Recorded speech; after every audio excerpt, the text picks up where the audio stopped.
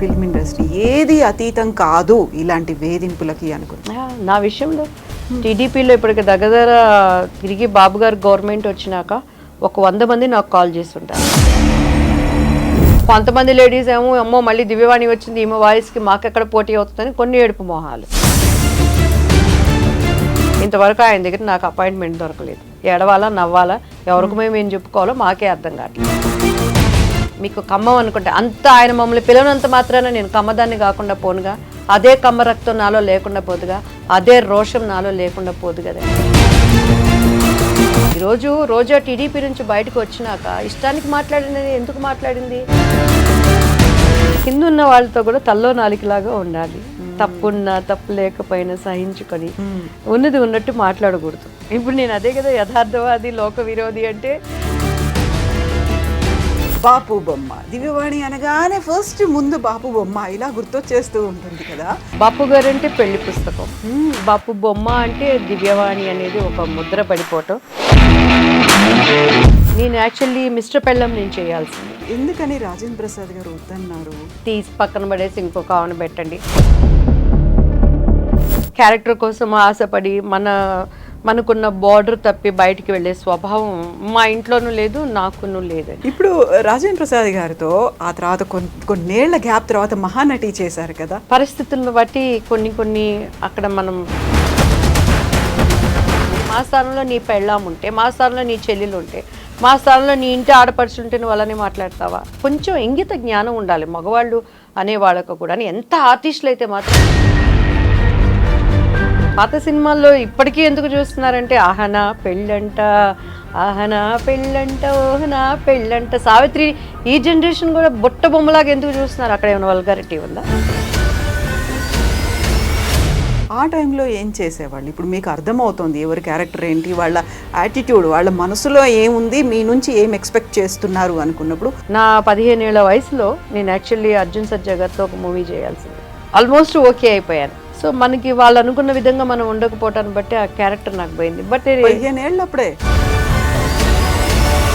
పెద్ద గొప్ప హీరోలతో నేను చేయలేకపోయిన మాట వాస్తవం అండి. ఆ టైంలో వాళ్ళే అడుగుతారా, అడిగిస్తారా? అసలు ఏం జరుగుతుంది అక్కడ? నాకైతే ఒక నేషనల్ ఫ్లాగ్ పెద్దది తీసుకొని నాకు సపోర్ట్ చేసే ఆడవాళ్ళం అందరూ ఆ నేషనల్ ఫ్లాగ్ కప్పుకొని బోర్న ఏడవాలనిపించింది నాడు రోడ్డు మీద కూర్చొని.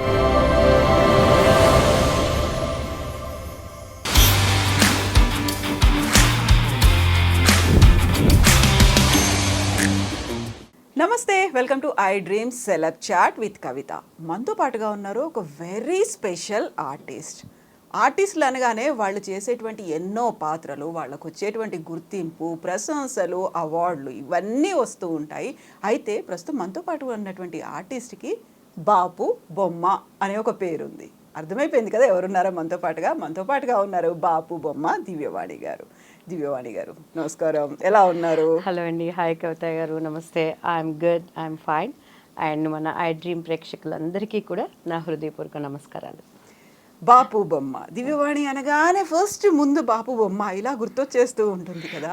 యాక్చువల్గా ఎంతమందికి ఆ అదృష్టం అలా రాసి పెట్టి ఉంటే అలా ఫిక్స్ అయిపోతారు.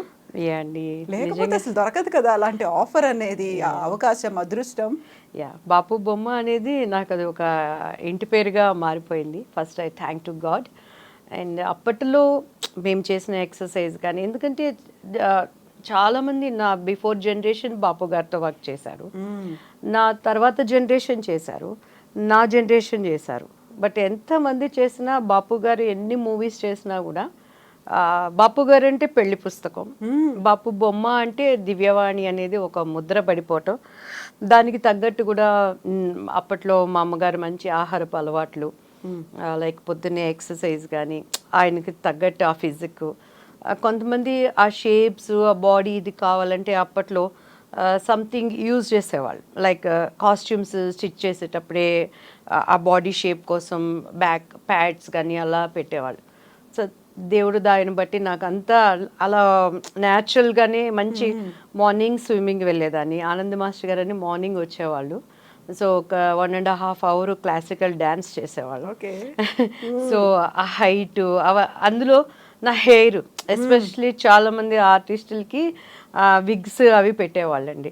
అంటే నేను ఇండస్ట్రీకి వచ్చినాక కూడాను మమ్మీ నాకు ఆవుదం పెట్టేవాళ్ళు తలకి. మేము రోజుగా రాత్రిలా ఎలా ఉండేది అసలు? ఏమనేవాళ్ళం కాదండి. మమ్మీ ఏది చెప్తే అది వినటం అంతే. ఎదురు తిరగటం కానీ, ఇది వద్దని కానీ.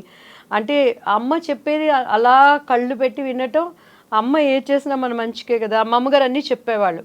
ఆవుదం పెట్టుకుంటే తలకి చలవ అవుతుందమ్మా, మనకు ఒంట్లో ఉన్న వేడంతా పొద్దున్నే కళ్ళ ద్వారా బయటకు వచ్చేస్తుంది, ఈ జుట్టు బాగుంటుంది అని. ఇప్పుడు అవే యూట్యూబ్లో ఈ ఆయుర్వేదిక్ అని ఆ శాలలు ఈ శాలలో చెప్తుంటే నవ్వుగా ఉంటుంది. వింటున్న ఫీల్.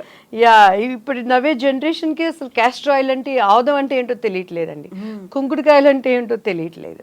సో నాకు ఎక్కడ షూటింగ్ ఉన్నా కూడా మా మమ్మీ చెన్నై నుంచి మేము వచ్చేటప్పుడే లైక్ ఇటు అవుట్డోర్ షూటింగ్స్ అన్నప్పుడు ఇన్ని కుంకుళ్ళు శుభ్రంగా మా స్టూడెంట్స్ వాటిని కొట్టి ఒక కవర్లో వేసి వేడి నీళ్ళలో పెట్టి అమ్మే నాకు కూర్చొని, అందులో మా అమ్మగారు తలస్నానం చేయించే విధానం కూడా డిఫరెంట్ అండి. ఆ జుట్టు చిక్కుపడదనమాట. ఆమె వేళ్ళతోనే దానిని అలా ఒక మసాజ్ లాగా దూతున్నట్టు చేసి, మళ్ళీ మీరు నమ్మరు, షూటింగ్లో ఎక్కడున్నా కూడా సాంబ్రాణి వేసేవాళ్ళు.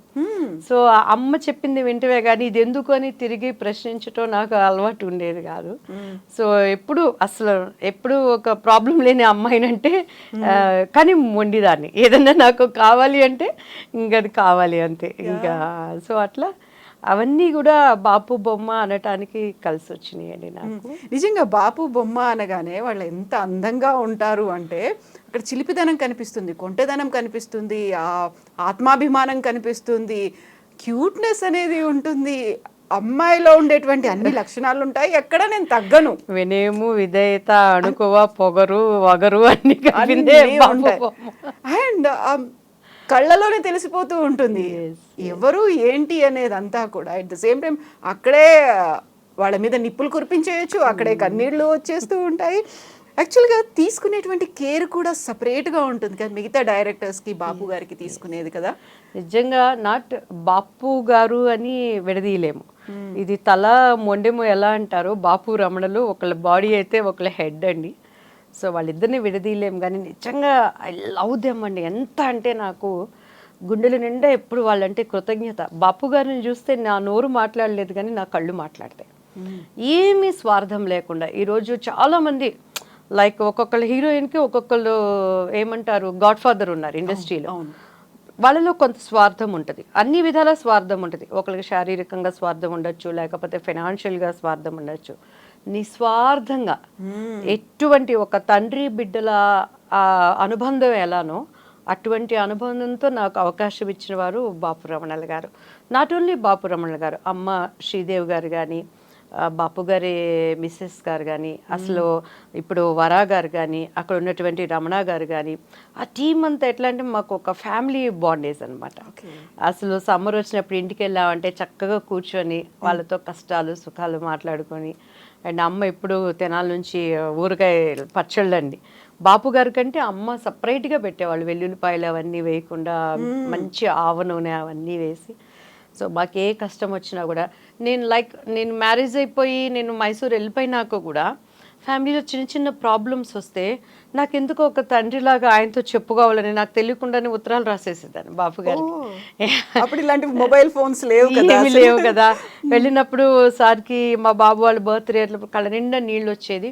మెల్లగా అలా చేతిలో కవర్ పెట్టేసి నమస్తే పెట్టి వచ్చేసేదాన్ని. ఎక్కువ మాట్లాడేవాళ్ళం కాదు కానీ తెలియని ఒక హృదయానికి ఉన్న కనెక్టివ్ అంటారు కదండి, అది నాకు సార్తో రమణ గారితో.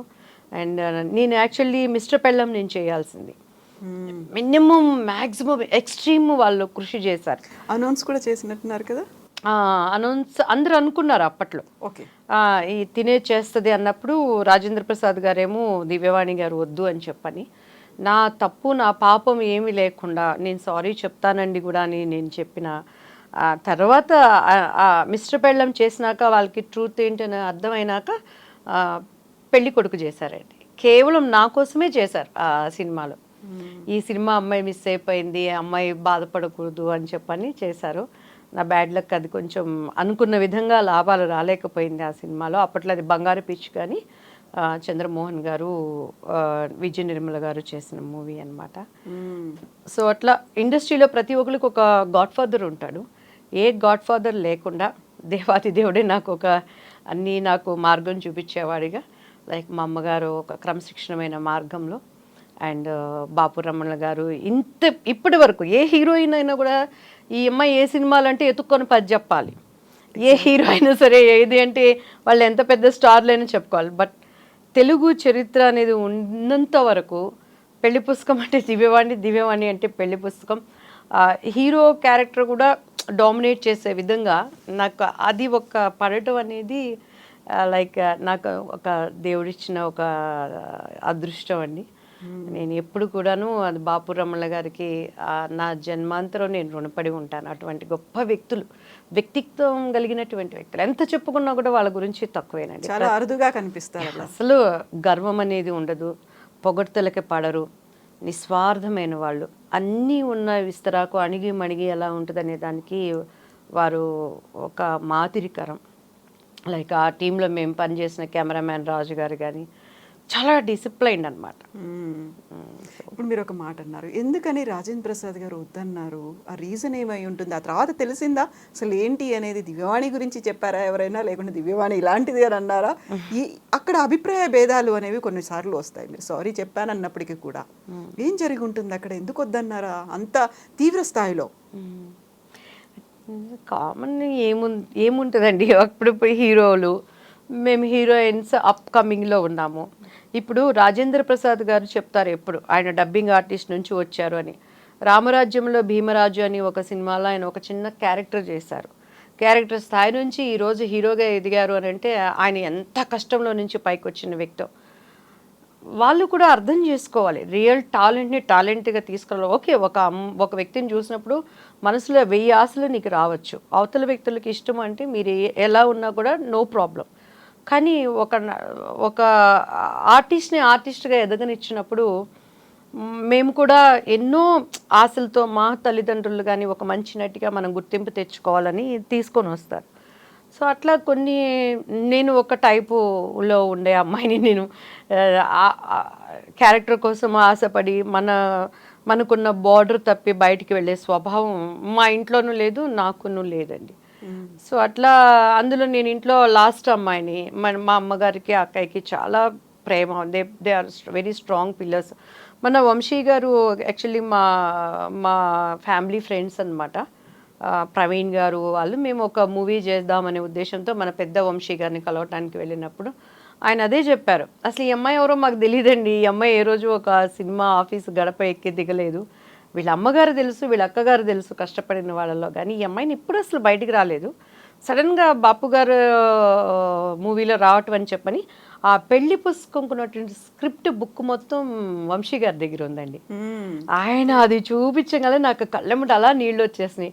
సార్ ఇది ఎప్పటికైనా నాకు ఇవ్వరా ప్లీజ్ అని. ఎందుకంటే అది స్టార్టింగ్ నుంచి కూడా శుభం కార్డు వరకు సినిమా మొత్తం ఆ బుక్లో బాపు గారి ఆర్ట్తో ఏదైతే మేము వర్క్ చేసామో అదంతా బైండ్తో ఉందండి. బైండింగ్ బుక్ అనమాట, పెళ్లి పుస్తకం అని చెప్పిన. నాకు అసలు చూస్తే ఆహా ఇది నాకు దొరికింది, ఎప్పటికైనా సరే వంశీ గారిని బ్రతిమలాడి సార్ నా పుస్తకం నాకు ఇవ్వండి నేను అడుగుదాం, అంత అదృష్టమా నాకు అని చెప్పని అన్నానండి. అట్లా నన్ను ఇండస్ట్రీలో వచ్చిన కష్టం అంటే నాకు తెలియదు, నలుగురితో మాట్లాడటం అంటే నాకు తెలియదు. ఏ రోజు క్యారెక్టర్ల కోసం వెళ్ళి ఒకళ్ళ దగ్గర నేను మాట్లాడలేదు. రావటం పర్చూరి శారదాంటి గారి ద్వారా పర్చూరి గోపాలకృష్ణ గారు వాళ్ళ ఇంట్లో వాళ్ళ పిల్లలతో ఒక పిల్లల్లాగా ఉండేవాళ్ళు, కానీ ఆ క్యారెక్టర్ల కోసం ఇలా ఉండాలి అలా ఉండాలి అనే అనుభవం మనకి లేదండి. సో లక్కీగా మా ఇంటి పక్కనే ద్వారకి అంకుల్ ఉండేవాళ్ళు. నా 15 years అప్పుడు 10th ఎగ్జామ్ అయిపోయి వచ్చాను, 14 కంప్లీట్ అయ్యి 15 years నాకు. డాన్స్ రాజే డాన్స్ అని వాళ్ళు కన్నడ మూవీ చేస్తున్నారు, లీలావతి గారి అబ్బాయి అనమాట. ఈ అమ్మాయి ఎవరు బాగుంది బొద్దుగా పిల్ల అని అంటే నాకు అసలు కన్నడ రాదు, తమిళ్ రాదు, ఏమి రాదు. సో ద్వారకి అంకుల్ తీసుకెళ్ళి ఆయన అసలు నాకు దివ్య అని పేరు పెట్టింది ఆయనేనండి. అవును, ఉషారాణి, ఉషావాణి నా మీ పేరు ఉషావాణి, ఫస్ట్ దివ్యవాణి మార్చారు. అంటే అసలు పేరు అయితే నాగ ఉషావాణి, మా నానమ్మ గారి పేరు నాగా. అది నాగా మరి మొరటగా ఉందని కట్ చేసి ఉషావాణి అని. తర్వాత ఆయన దివ్య అని ద్వారకేష్ గారు పెట్టారు. సో మమ్మీకి వాణి అనే పేరంటే ఇష్టం. సో వాణి అంటే అమ్మ ఇంట్లో అందరూ వాణి తల్లి అంటారు. నా సన్నిహితులు నాకు ఆప్తులు అనే వాళ్ళందరూ వాణిని. సో బయట వాళ్ళు మాత్రం దివ్య గారు అని అంటారు. సో అమ్మకి వాణి అనే పేరు ఎక్కడ మరుగుపడిపోతుంది అని చెప్పని దివ్యవాణి అని పెట్టారు. డిఫరెంట్గా అది అలా కలిసి వచ్చింది వాక్ని. ఇది ఇప్పుడు అన్ని విధాలా ఉపయోగపడుతుంది ఆ పేరు అవాణి అనేది. ఇప్పుడు రాజేంద్ర ప్రసాద్ గారితో ఆ తర్వాత కొన్నేళ్ల గ్యాప్ తర్వాత మహానటి చేశారు కదా, సో అవి ఏమన్నా మీరు రికలెక్ట్ చేసుకున్నారా ఎప్పుడన్నా ఆ కాలం సంఘటనలు అవన్నీ మాట్లాడుకున్నారా? లేదండి, ఇప్పుడు రాజేంద్ర ప్రసాద్ గారు చాలా ఆయన ఒక పెద్దరికంతో చాలా ప్రేమపూర్వకంగా లైక్ అవేమి ఆయన లేకుండా మంచి ఆర్టిస్ట్వి నేను ఎప్పుడు ఎంకరేజ్ చేస్తామమ్మా దివ్య అని. మాది అదేంటో మరి జాతకం ఏమో తెలియదు కానీ ఆయనతో 3 సినిమాలు హ్యాట్రిక్ అండి నాకు. ఎదిరింటి 3, పక్కింటి పెళ్ళాం, 2 పెళ్ళాల ముద్దుల పోలీసు అండ్ పెళ్లి పుస్తకం. ఆ తర్వాత మహానటి, దాంట్లో ఆయన నాకు బావగారిగా చేశారు. సో మంచి హిట్ కొట్టడం అంటే ఉంటాయి కదండి వాళ్ళ.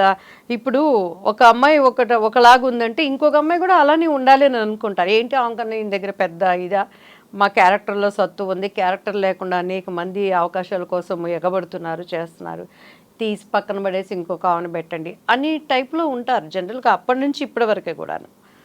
సో టాలెంట్ అనే దాన్ని ఒక్క వరకే స్టాప్ చేయగలరండి, ఒక్క లెక్క వరకే స్టాప్ చేయగలరు. లైక్ మీకు నేను ఎందుకు చెప్తున్నానంటే ఆ మాట, మేము అప్పుడు తుఫాన్ ఒకటి వచ్చిందండి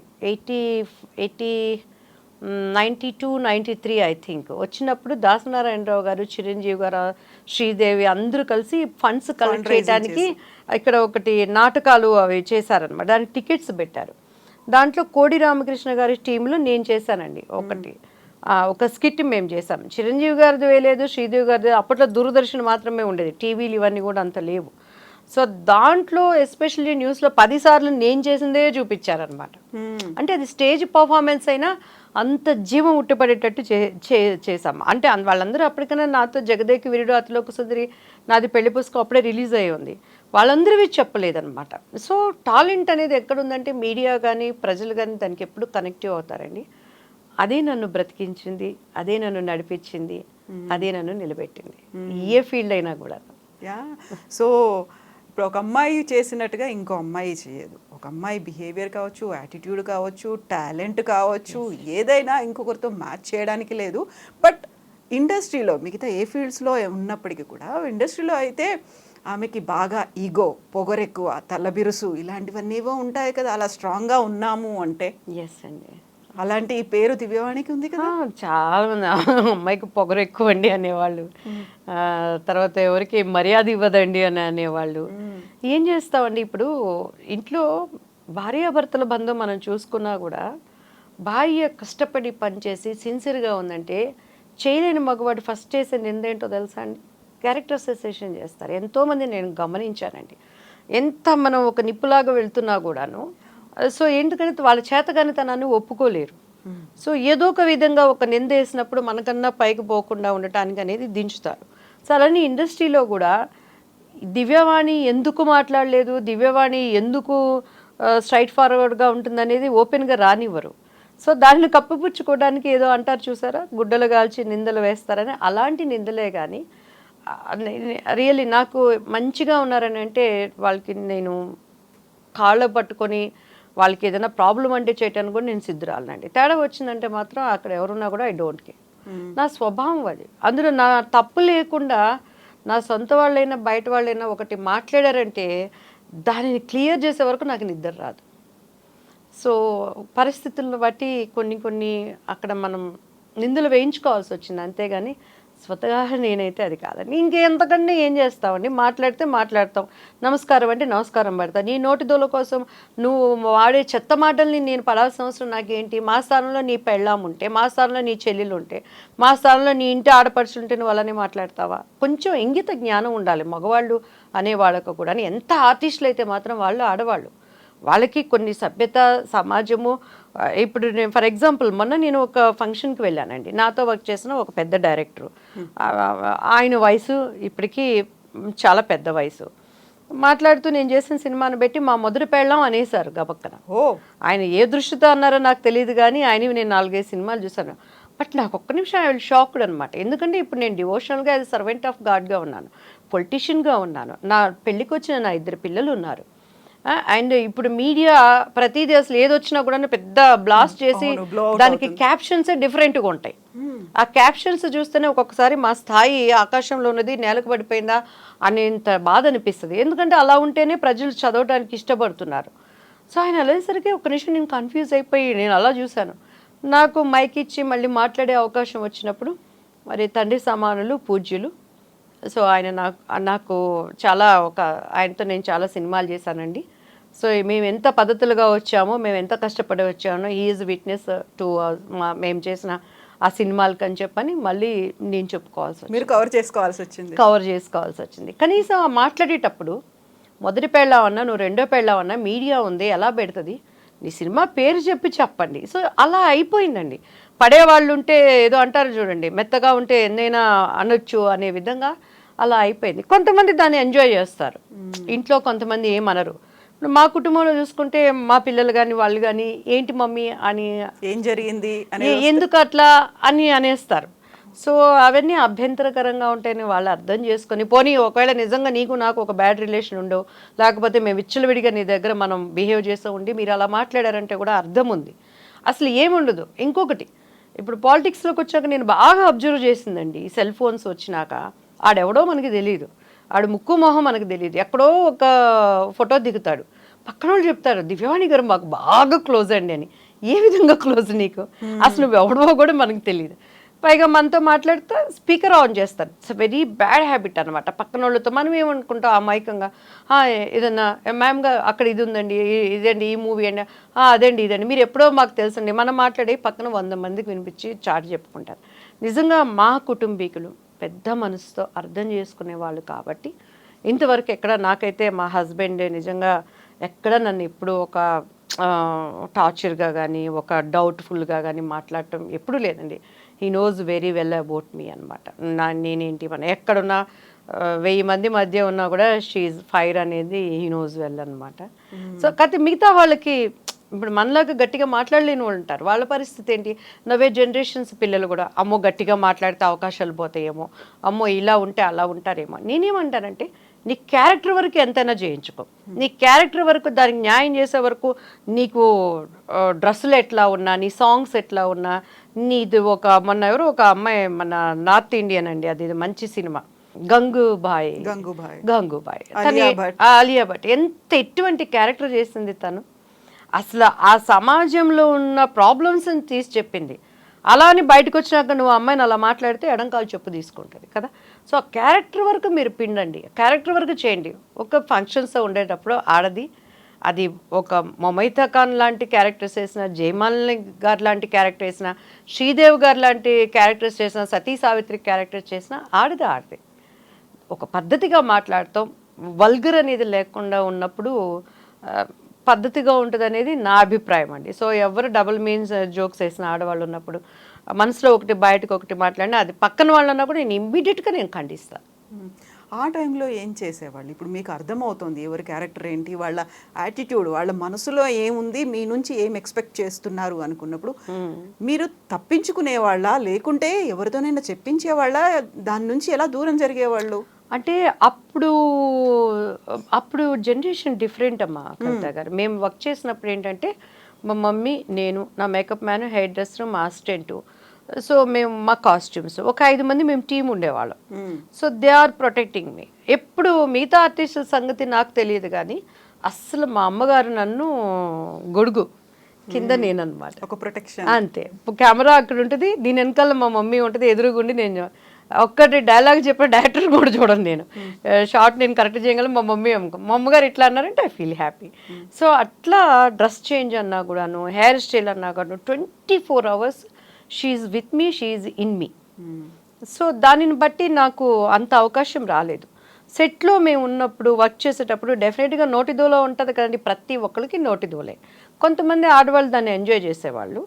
సో నాకు అర్థమైనా కూడా అర్థమైనట్టు ఉండేదాన్ని నేను, అర్థమైనా కూడా నేను అర్థం అవునట్టుగా ఉండేవాళ్ళం. చాలామంది కామెడియన్స్ అంతా విచిత్రాలుగా మాట్లాడకుండా సైలెంట్గా ఉండేదాన్ని. అండి నా వర్క్ నేను, బట్ సింగిల్ టేక్ ఆర్టిస్ట్. అది నువ్వు డ్యాన్స్ తీసుకో, పెద్ద హెవీ సీన్స్ తీసుకో, ఏమన్నా చేసుకో, అదర్ లాంగ్వేజ్ కాన్సన్ట్రేషన్ అంతా వర్క్ మీదే ఉండేది. సో కాసేపు ఉన్నప్పుడు నవ్వుతూ ఉండేదాన్ని. దాని మీద మైండ్ అంతా ఉండేది. షార్ట్ అయిపోయిందంటే వచ్చి అమ్మ పక్కన కూర్చునేవాళ్ళం. సో అంతవరకే నాకు తెలుసు. సో సర్టన్ కొంత చిన్న ఏజ్లోనే 21 ఇయర్స్కి మ్యారేజ్, అదే కుటుంబ జీవితం అయిపోయింది. అప్పుడు నాకు అసలు బయట మనుషులు ఏంటి, వాళ్ళ స్వభావాలు ఏంటి, ఎలా ఉంటారనేది అర్థమయ్యేది కాదు. అటువంటి పరిస్థితులు కూడా నాకు రాలేదు. సో ఇప్పుడు పెళ్ళైపోయి ఒక ఏజ్ వచ్చినాక బయటకు వచ్చినప్పుడు ఇప్పుడు కూడా నాకు తెలియదు వీళ్ళ మనసులో ఏముంది. కొంతమంది అయితే ఇమీడియట్గా పట్టేస్తారు, మాట్లాడే దీన్ని బట్టి వీళ్ళు సెల్ఫిష్ అనో లేకపోతే వీళ్ళు ఇదనో. ఇప్పుడు నేను నేర్చుకుంటున్నాను నా లైఫ్లో. సో ఇప్పటికీ కూడా అలాంటి పరిస్థితులు ఉన్నాయా? దివ్యవాణి బయటకు వస్తున్నారు, లేకుంటే ఫిల్మ్స్లో యాక్ట్ చేయాలి అనుకుంటున్నారు అన్నప్పుడు ఎలాంటి పరిస్థితులు అండి? ఇప్పుడు గతంలో మీరు చూసినటువంటి పరిస్థితులు, ఫిల్మ్ ఇండస్ట్రీలో మీరు ఫేస్ చేసినటువంటి పరిస్థితులు, ఇలాంటిది మీరు యాక్సెప్ట్ చేయలేదు కాబట్టి సినిమా అవకాశాలు వదులుకున్నవి కూడా ఉన్నాయి కదా? 100% ఉన్నాయండి. బట్ అప్పుడంటే నాకు అమ్మ వాళ్ళు అంత చెప్పేవాళ్ళు కాదు. పోయింది అని అన్నప్పుడు ఇంట్లో అందరూ బాధపడేవాళ్ళు. నేను కూడా అనుకునేదాన్ని, అయ్యో హీరోతో నేను చేస్తుంటే బాగుండేది, ఎందుకు చేయలేకపోయానని. తర్వాత నిదానంగా దాని కారణం అర్థమైనప్పుడు పెద్ద బాధ అనిపించేది కాదు. నేనైతే అయ్యో పోయిందే, వీళ్ళతో నేను చేయలేకపోయినా ఎప్పుడు నేను బాధపడే సందర్భాలు లేవండి. చేస్తుంటే బాగుండేదే అనుకునేదాన్ని. అంతేగాని ఏది కూడా నేను నా దగ్గరికి రానప్పుడు ఇప్పుడు కూడానండి, ఈవెన్ పాలిటిక్స్లో ఉన్నా కూడా ఏదైనా కూడా ఇది రాలేదే ఏడుపు, ఎందుకో దేవుడు నాకు అటువంటి స్వభావాన్ని ఇచ్చాడు. దేనికోసం కూడా ప్రయత్నం చేస్తాను. చాలా వరకు నా కృషి శక్తికి మించి నేను ప్రయత్నం చేస్తాను. రాలేదంటే టేక్ ఇట్ ఈజీ పాలసీ. కానీ ఏడ్చిన బాధపడిన సందర్భాలు అయితే లేవు.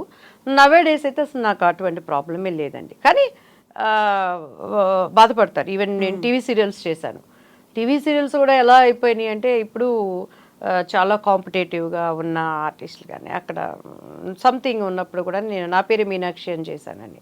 చాలా స్ట్రైట్ ఫార్వర్డ్గా ఉండేదాన్ని. వాళ్ళ టైమింగ్స్ చెప్పింది దాన్ని బట్టి కానీ కొంత అక్కడ ఉన్న ఆర్టిస్టులు ఒకరికొకళ్ళు సపోర్టివ్గా, మ్యామ్ వచ్చారు ఆమె క్యారెక్టర్ డామినేట్ అయిపోతుంది అలా అని ఉన్నప్పుడు చాలా స్ట్రైట్ ఫార్వర్డ్. అక్కడ కూడా కొన్ని మనకలతో వీళ్ళు కూడా ఇట్లా ఉన్నదా అని అనుకున్న సందర్భాలు కూడా ఉన్నాయన్నమాట. సో ఇప్పుడైతే అసలు అటువంటి ప్రాబ్లం లేదు. అంత ధైర్యము అందులో ఎవరు మన దగ్గర చెయ్యరండి. క్యారెక్టర్ బాగుందా, డబ్బులు తక్కువైనా మనం చేస్తాం, లేదా మనం ఏమి భోజనానికి లేకుండా కష్టపడట్లేదు.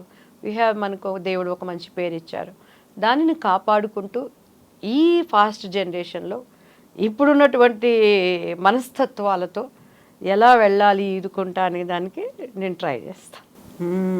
సో చాలా వరకు ఒక కమిట్మెంట్లు అడుగుతారు, అడ్జస్ట్మెంట్లు అనేవి ఉంటాయి, కాంప్రమైజ్ అవ్వాలి, ఇలాంటిదంతా కొన్ని ఏళ్ల నుంచి వినిపిస్తోంది కదా. సో అలాంటి కేసు ఏదైనా మీ దగ్గరికి వచ్చినప్పుడు ఎలా రియాక్ట్ అవుతారు అసలు?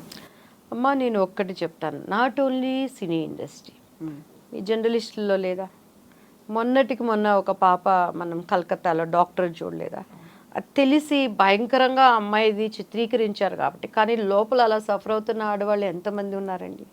లైక్ ఇప్పుడు స్పిరిచువల్కి సంబంధించి చూద్దాం, ఆశ్రమాలు కానీ చర్చెస్ కానీ అక్కడ ఆడదానికి ప్రాబ్లం లేదా? పోనీ ఆడదంటే ఒక యుక్త వయసు వచ్చినాక ఒక బ్యాడ్ థాట్స్ వస్తాయని అనుకుంటాం. పసిబిడ్డలు 2 ఏళ్ళు 3 ఏళ్ళు 4 ఏళ్ళు అయిన వాళ్ళు, 6 నెలల పిల్లలు బలైపోయిన వాళ్ళు ఎలా చూస్తున్నాము. పోనీ అది ఒక కేటగిరీ అనుకోవచ్చు. పెళ్ళైన వాళ్ళ మధ్య ఎలాంటి అనుబంధాలు మనం ఈరోజు సోషల్ మీడియా ద్వారా వింటున్నాం, చూస్తున్నాం. సో అలా అనుకుంటే యూత్ పిల్లలు కాలేజీకి వెళ్ళే నా బిడ్డ వయసు వాళ్ళు కానీ ఎన్ని అక్కడ ఫేస్ చేస్తున్నారు. సో అనాది నుంచి కూడా మనం ఏ రంగంలో ఉన్నా కూడా ఆడదానికి ప్రాబ్లమ్స్ తప్పవండి.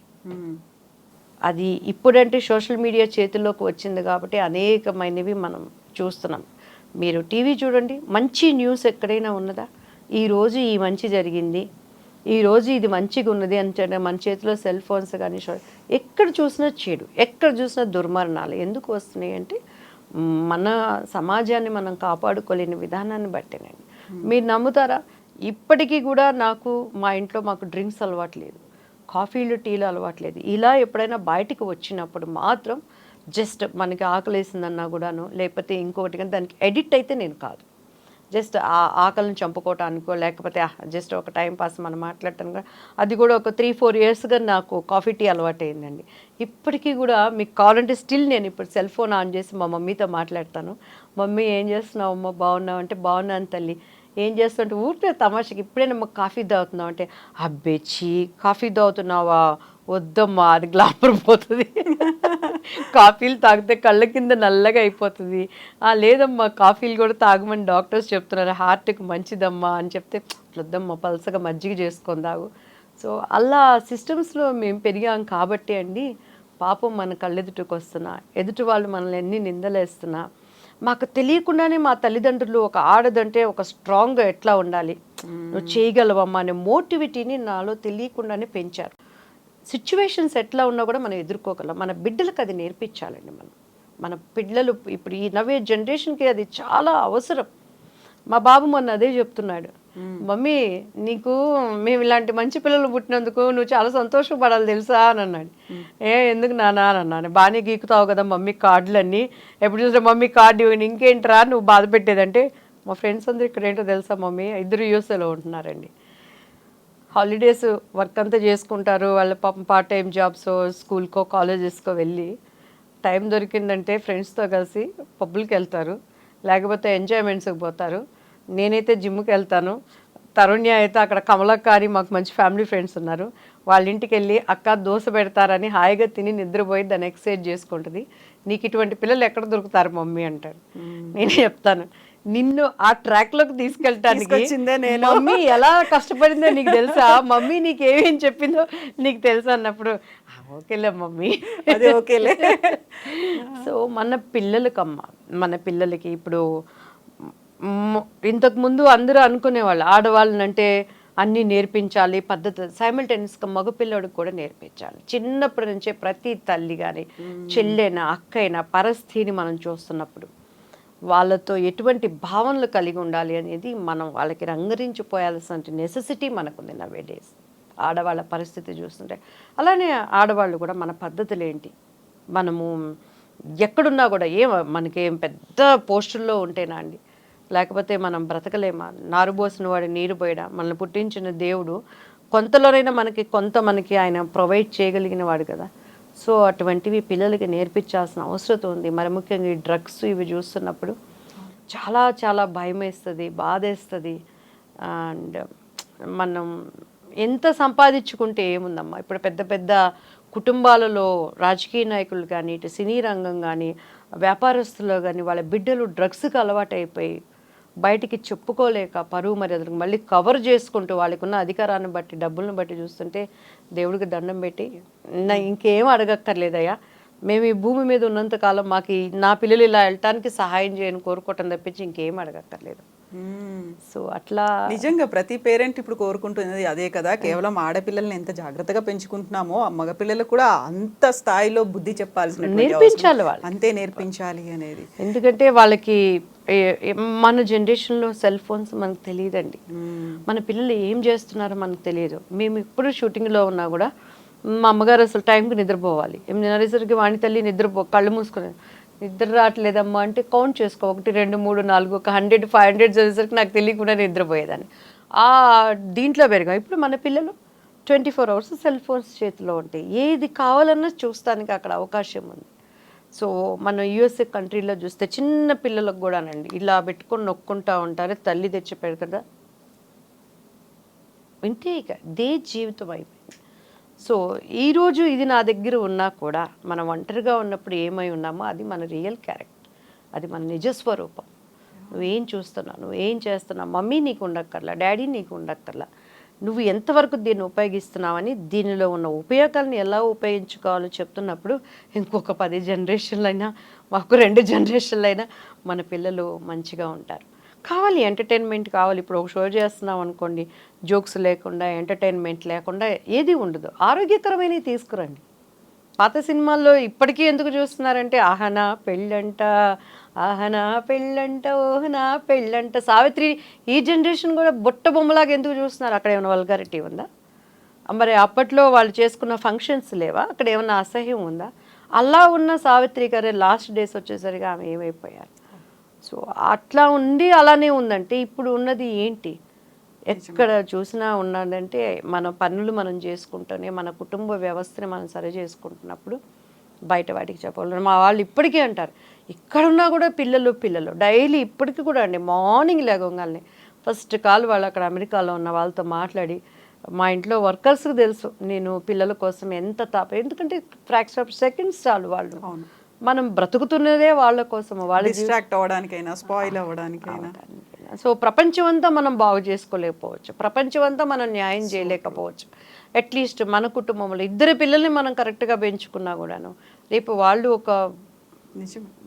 తరాల వాళ్ళకి ఒక మోరల్గా ఉండాలి, వాళ్ళ జనరేషన్ కదా వాళ్ళు. వాళ్ళ కుటుంబాన్ని వాళ్ళ పద్ధతులతో పెట్టుకోవాలని. నాకు వాళ్ళు తిట్టుకున్నా పర్వాలేదు, మమ్మీ ఓవర్ స్ట్రిక్ట్ అనుకున్నా పర్వాలేదు, నేనైతే చెప్పాల్సింది చెప్తూనే ఉంటానండి. ఇప్పుడు మనం మీరు ఆల్మోస్ట్ దివ్యవాణి గారు 50 సినిమాలకు పైగా చేశారు కదా. ఆల్మోస్ట్ అన్ని south Indian languages, Telugu, Tamil, Malayalam, Kannada అన్నిట్లలో చేశారు. వెరీ రీసెంట్గా మలయాళ ఫిల్మ్ ఇండస్ట్రీకి సంబంధించి కాస్టింగ్ కోచ్ మీ టూ మూవ్మెంట్ అనేది జస్టిస్ హేమా కమిటీ రిపోర్ట్ వచ్చింది 2017లో. అంటే అంతకు ముందు వచ్చినటువంటి కాస్టింగ్ కోచ్ కంప్లైంట్స్కి సంబంధించి వెరీ రీసెంట్గా వచ్చినటువంటి రిపోర్ట్లో హీరోయిన్లే కాదు, క్యారెక్టర్ ఆర్టిస్టులే కాదు, జూనియర్ ఆర్టిస్టుల దగ్గర నుంచి మహిళలు ఎదుర్కొంటున్నటువంటి కష్టాలు ఫిల్మ్ ఇండస్ట్రీలో ఏమనిపిస్తుంది ఇలాంటివన్నీ మీరు చూసినప్పుడు? చాలా బాధ అనిపిస్తుంది అండి. అసలు అప్పుడు వచ్చిన రిపోర్టుని ఇంతవరకు దానిని బయటికి రాకుండా దాచిపెట్టారు అంటేనే, సో ఇంకా నిజాలని అది ఆడైనా మొగైనా ఎంత అణగదొక్కుతున్నారనేది మనకు అర్థమైపోతుంది నిజంగా. ఎస్పెషల్లీ సినిమా ఇండస్ట్రీలో అయితేనండి, ఈవెన్ డాన్సర్స్ కానీ, తర్వాత మన సపోర్టింగ్ ఆర్టిస్టులు కానీ, జూనియర్ ఆర్టిస్టులు కానీ, ఎప్పుడు కూడా నేను ఒకటే చెప్తానండి, స్వతగా ఆడది ఎప్పుడు కూడా విచ్చలవిడితనానికి కోరుకోదు. ఎక్కడో అటువంటి క్యారెక్టర్స్ 100కి 1 ఉంటారో, లేదు ఒక 10 మంది ఉంటారు, అన్నీ ఉన్నా కూడా ఎగబడి ఇంకా ఇంకా అత్యాశతో అన్ని రాంగ్ ట్రాక్స్ ఏమన్నా ఉపయోగించుకొని పైకి వెళ్ళిపోయి డబ్బులే జీవితం అనుకొని, పేరు ప్రతిష్టలే కావాలనుకోనో అడ్డదారుల్లో వెళ్ళేవాళ్ళు ఎక్కడో 100కి 10 మంది ఉంటారు. కానీ 90% వరకు పద్ధతులుగా ఉండాలని కోరుకుంటారు ఎవరైనా కూడా ఆడది. కానీ చాలామంది ఏంటంటే ఇది ఇవ్వకుండా ఉంటే, ఇక్కడ బంధించి పెడితే వాళ్ళ దగ్గర నుంచి వస్తుందని మ్యాక్సిమం ఇబ్బందులు పెడతారు. అటువంటి టైంలో కొంతమంది కుటుంబ పరిస్థితులను బట్టి వాళ్ళు సోలిపోవటం కానీ వాళ్ళ మనసు ఎంత ఏడుస్తుందో అది ఎప్పుడు ఉసురుకు ఉసిరేనండి. నా 15 ఏళ్ల వయసులో నేను యాక్చువల్లీ అర్జున్ సర్జా గారితో ఒక మూవీ చేయాల్సింది, ఊరుషి శారద అంటే.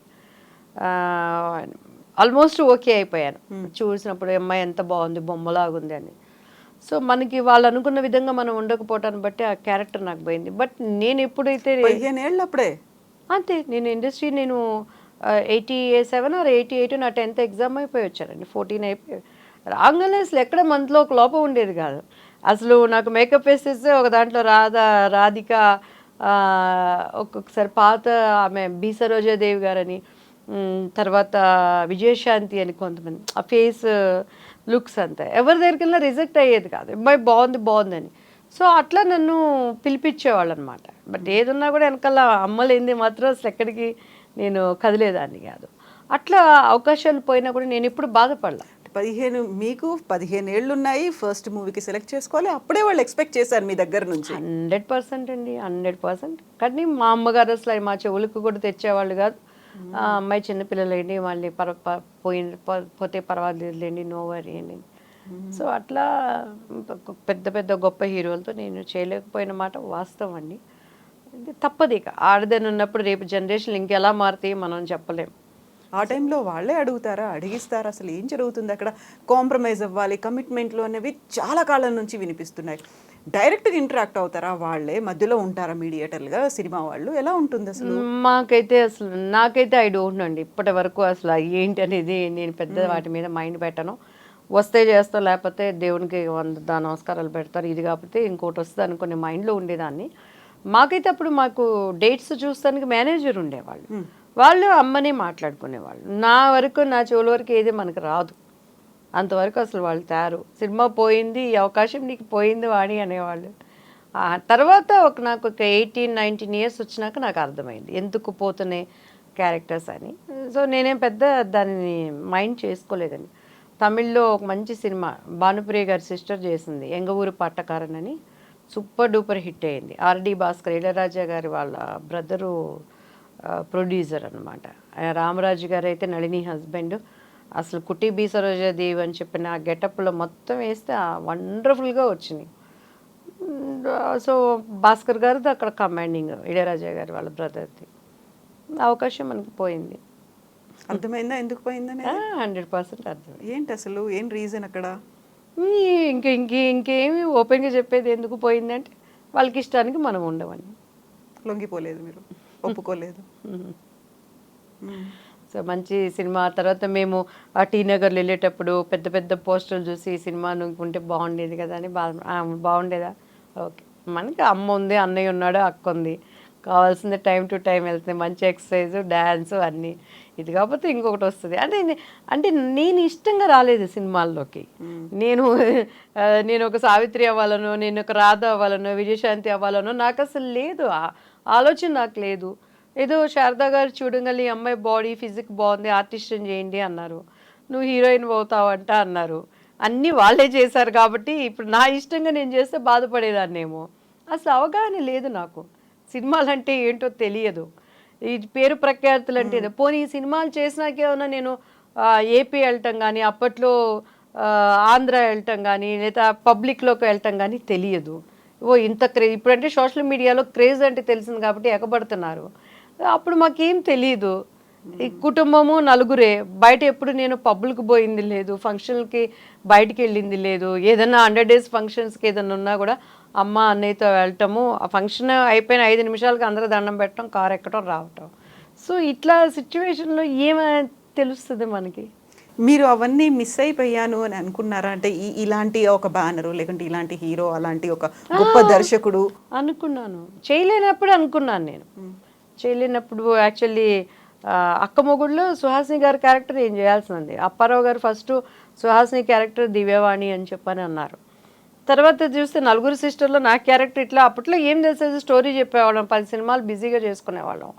రాజశేఖర్ గారు పక్కన. తర్వాత కట్టిస్తే సుహాసిని గారు, క్రాంతి కుమార్ గారిది. ఇదేంటండి ఆ అమ్మాయి అంటే, ఆ అమ్మాయి చిన్న ఫేస్గా ఉంది, చిన్న ఏజ్గా ఉంది, మళ్ళీ నెక్స్ట్ సినిమాలో చేస్తారు అని అడ్వాన్స్ అయిపోయి రేపు షూటింగ్ అన్నాక ఇవాళ తెలిసినప్పుడు ఏమనేవాళ్ళం. అప్పట్లో మీడియాలు లేవు, ఇంత అల్లరి లేదు, ప్రెస్లో ఏమన్నా ఉందంటే ఫిలిం ఛాంబర్లోకి వెళ్ళి చేతులు కట్టుకొని నిలబడాలి, దోషులుగా వాళ్ళ ముందు ఉండాలి, బ్యాడ్ ప్రాపగండా చేసేవాళ్ళు, ఉండే అవకాశాలు కూడా పోతే ఏమోనని చెప్పని అమ్మ వాళ్ళకి ఒక ఇంటెన్షన్ ఉండేది. సో అట్లా చాలా వరకు అలానే లేడీస్ స్పెషల్ వాణి విశ్వనాథ్ క్యారెక్టర్ నేను చేయాల్సింది జంజాల గారిది. అక్కడ కొన్ని పెద్ద తలకాయలు నెట్వర్క్లు ఏం చేస్తాం, ఇన్సైడ్ అదే సినిమాకి సంబంధించిన 100% నా వరకు అయితే అదేనండి. కానీ నాకున్న అదృష్టం ఏంటంటే నా వరకు ఆ ప్రాబ్లమ్స్ తెచ్చేవాళ్ళు కదా అమ్మ వాళ్ళు. టపటపటపటపట బిజీగా ఈ సినిమా చేసుకుని ఆల్రెడీ వచ్చే పేరు వచ్చేసింది పెళ్లి పుస్తకం ద్వారా, ఇంకో కొత్తగా వచ్చేదే ఉంది నాకు. ఇవన్నీ ఇలా అనుకున్నప్పుడు మీకు రావాల్సిన సినిమానో, మీరు హీరోయిన్గా చేయాల్సినటువంటి ఆ ప్రాజెక్టు మిస్ అయిపోయింది, ఇంకా వేరే వాళ్ళు చేశారనుకున్నప్పుడు, ఆ తర్వాత ఫిల్మ్ రిలీజ్ అయిపోయిన తర్వాత పేరు, విపరీతమైన పేరు, ఫేమ్ అనేది ఇవన్నీ వచ్చిన తర్వాత ఎప్పుడైనా వాళ్ళని కలిసినప్పుడు అలా మాట్లాడుకోవడంలో ఎప్పుడైనా తెలిసిందంటే దివ్యవాణి చేయాల్సిన క్యారెక్టర్ మీరు చేశారు అనేది ఇంటరాక్షన్లో వచ్చిందా? మీతో ఎవరైనా చెప్పారు? ఆమెని నేను ఇది మన చాలా గేమ్ షోస్లో చేసాము. ఒకసారి మేమిద్దరం ఫ్లైట్లో చాలాసేపు మాట్లాడుకున్నాం. అప్పుడు మిస్టర్ పెళ్ళాం మీరు చేయాల్సింది నేను చేశానని వచ్చినప్పుడు బాపు గారు పెళ్లి పుస్తకం సినిమా అమ్మాయికి అప్పట్లో DVDలు డెక్కులు ఉన్నాయి, 100 సార్లు చూపించారట, ఇలానే కావాలని. తర్వాత నేను రాధాగోపాలం చేశారు. రాధాగోపాలం స్నేహగా చెప్పింది, ஐயோ பாப்பு சார் அந்த படம் போட்டுட்டு காட்டிட்டே இருந்தாங்க, இப்படிதான் வேணும் అని, కన్ను ఎల్లా ఎవ్వడో అழகா இருக்கு உங்களுது అని చెప్పని స్నేహ మాట్లాడింది. సో అట్లా పోయింది అన్నప్పుడు నాకైతే నేను పెద్దగా ఎప్పుడు బాధ అనిపించలేదండి నాకు. ఎందుకంటే నా తప్పు ఉండో, నా కారణం ఉండో నేను మిస్ అయితే నేను బాధపడాల్సి ఉండేదేమో. అది లేనప్పుడు ఎందుకో నాకు ఎప్పుడు అలానే ఆమె ఈవివి సత్యనారాయణ గారు, తెనాలి ఆయన మన పద్మక గారి వాళ్ళ నాన్నగారు ప్రొడ్యూసర్ దానికి, సుభాష్ గారు అడ్వాన్స్ కూడా ఇచ్చారు మాకు. ఆ సినిమా తర్వాత ఊహా గారు చేశారు. చూసాను సినిమా, మంచి క్యారెక్టర్, మనం కూడా చేస్తే బాగుండేదేమో, నా జీవితానికి ఇంకొంచెం ఒక మెట్టు, మంచి సినిమాలు రేపు మనం చేసామన్నప్పుడు ఇంకొక మైలురాయిగా ఉండేదేమో కదా అనిపించేదే. కానీ బాధ అయితే పెద్ద నేను ఎప్పుడు బాధపడలేదండి. మరి నేను చెప్పాను కదా ఫస్ట్ నా స్వభావం అది. ఇప్పుడు ఈ మలయాళ ఫిల్మ్ ఇండస్ట్రీకి సంబంధించి ఇంత వచ్చిన తర్వాత మెల్లిగా బెంగాల్ నుంచి ఒకరు, అక్కడ నుంచి ఒకరు, ఇక్కడ నుంచి ఒకరు మాట్లాడుతున్నారు. ఇప్పుడు అక్కడ ఉన్నటువంటి మాలాగా ఇక్కడ అక్కడ అమ్మ అసోసియేషన్ మెంబర్స్ అందరూ ఇంక్లూడింగ్ ప్రెసిడెంట్ మోహన్ లాల్ దాన్ని రిజైన్ చేశారు. ఒక ప్రొటెస్ట్ లాగా రిజైన్ చేశారు తప్ప నిజంగా ఒక సమస్య ఉంది, సంఘీభావం ప్రకటిద్దాం, ఎవరైతే బాధితులు ఉన్నారో, ఎవరైతే కంప్లైంట్లు చేశారో వాళ్ళకి సంఘీభావంగా ఎందుకు రాలేకపోతున్నారు అక్కడ ఉన్నటువంటి హీరోలు కావచ్చు, ఆ స్టార్డమ్ సూపర్ స్టార్ ఉన్న వాళ్ళు? రాలేకపోతున్నారు అని అంటే అది మన అదృష్టం అనుకోవాలి, ఎందుకు? మన దౌర్భాగ్యం అనుకోవాలి, ఆడదానికి ఉన్న అదృష్టం అనుకోవాలి.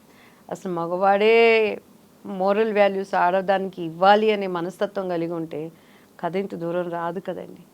మనం బ్రతిమలాడే ఎక్కడ చేయించుకుంటే వాళ్ళ బాధ్యత అనుకోవాలి. నిజంగా మనసులో పెయిన్ ఉన్నప్పుడు, ఈరోజు కలకత్తాలో ఒక డాక్టర్కి సంఘటన జరిగిందంటే అది ఘోరాతి ఘోరం, బాధాకరం. ఆ అమ్మాయి పడిన ఆ నరకము ఆ తల్లిదండ్రులకి ఎంత వేదనో, మనం తల్లిదండ్రులు కాకపోయినా తోబుట్టులు కాకపోయినా మనకి అంత వేదన. కాసేపు 2 రోజులు 3 రోజులు ఆ న్యూస్లో చూపించే దానిని బట్టి అట్రాక్ట్ అవుతున్నాం, చూస్తున్నాం, మర్చిపోతున్నాం. 24 గంటల్లో అటువంటి అభాగ్యులు ఎంతోమంది నలుగుతున్నారు. Not only industry. వాళ్ళకి రాలేదు అంటే మనం తలుపులు కొట్టి వెళ్ళి బాబు రండి మాకు సంఘీభావం తెలపండి అని అనలేం కదండి. వాళ్ళుగా ముందుకు వచ్చినప్పుడు వాళ్ళ మర్యాదను నిలబెట్టుకున్న వాళ్ళు అవుతారు, ఆడదానిని గౌరవించిన వాళ్ళు అవుతారు. ఒక మోరల్ సపోర్టు ఇంకా మనకు దొరికి అటువంటి ప్రాబ్లమ్స్ ముందు రాకుండా ఉండటానికి చూసుకున్న వాళ్ళు అవుతాం. ఇక అది వాళ్ళ సంస్కారానికి వాళ్ళ విజ్ఞతకి మనం వదిలిపెట్టడమే. కానీ చేసే పోరాటం చేస్తూనే ఉండాలి. ఎవరు ఉన్నా చేయాలి, ఎవరు లేకపోయినా చేసినప్పుడే దాని సక్సెస్ని మనం తీసుకురావాలి. భయపడాలండి. ఆడదాన్ని పెళ్ళామైనా సరే తప్పు లేకుండా నువ్వు ఒక మాట మాట్లాడాలంటే మగవాడు భయపడాలి.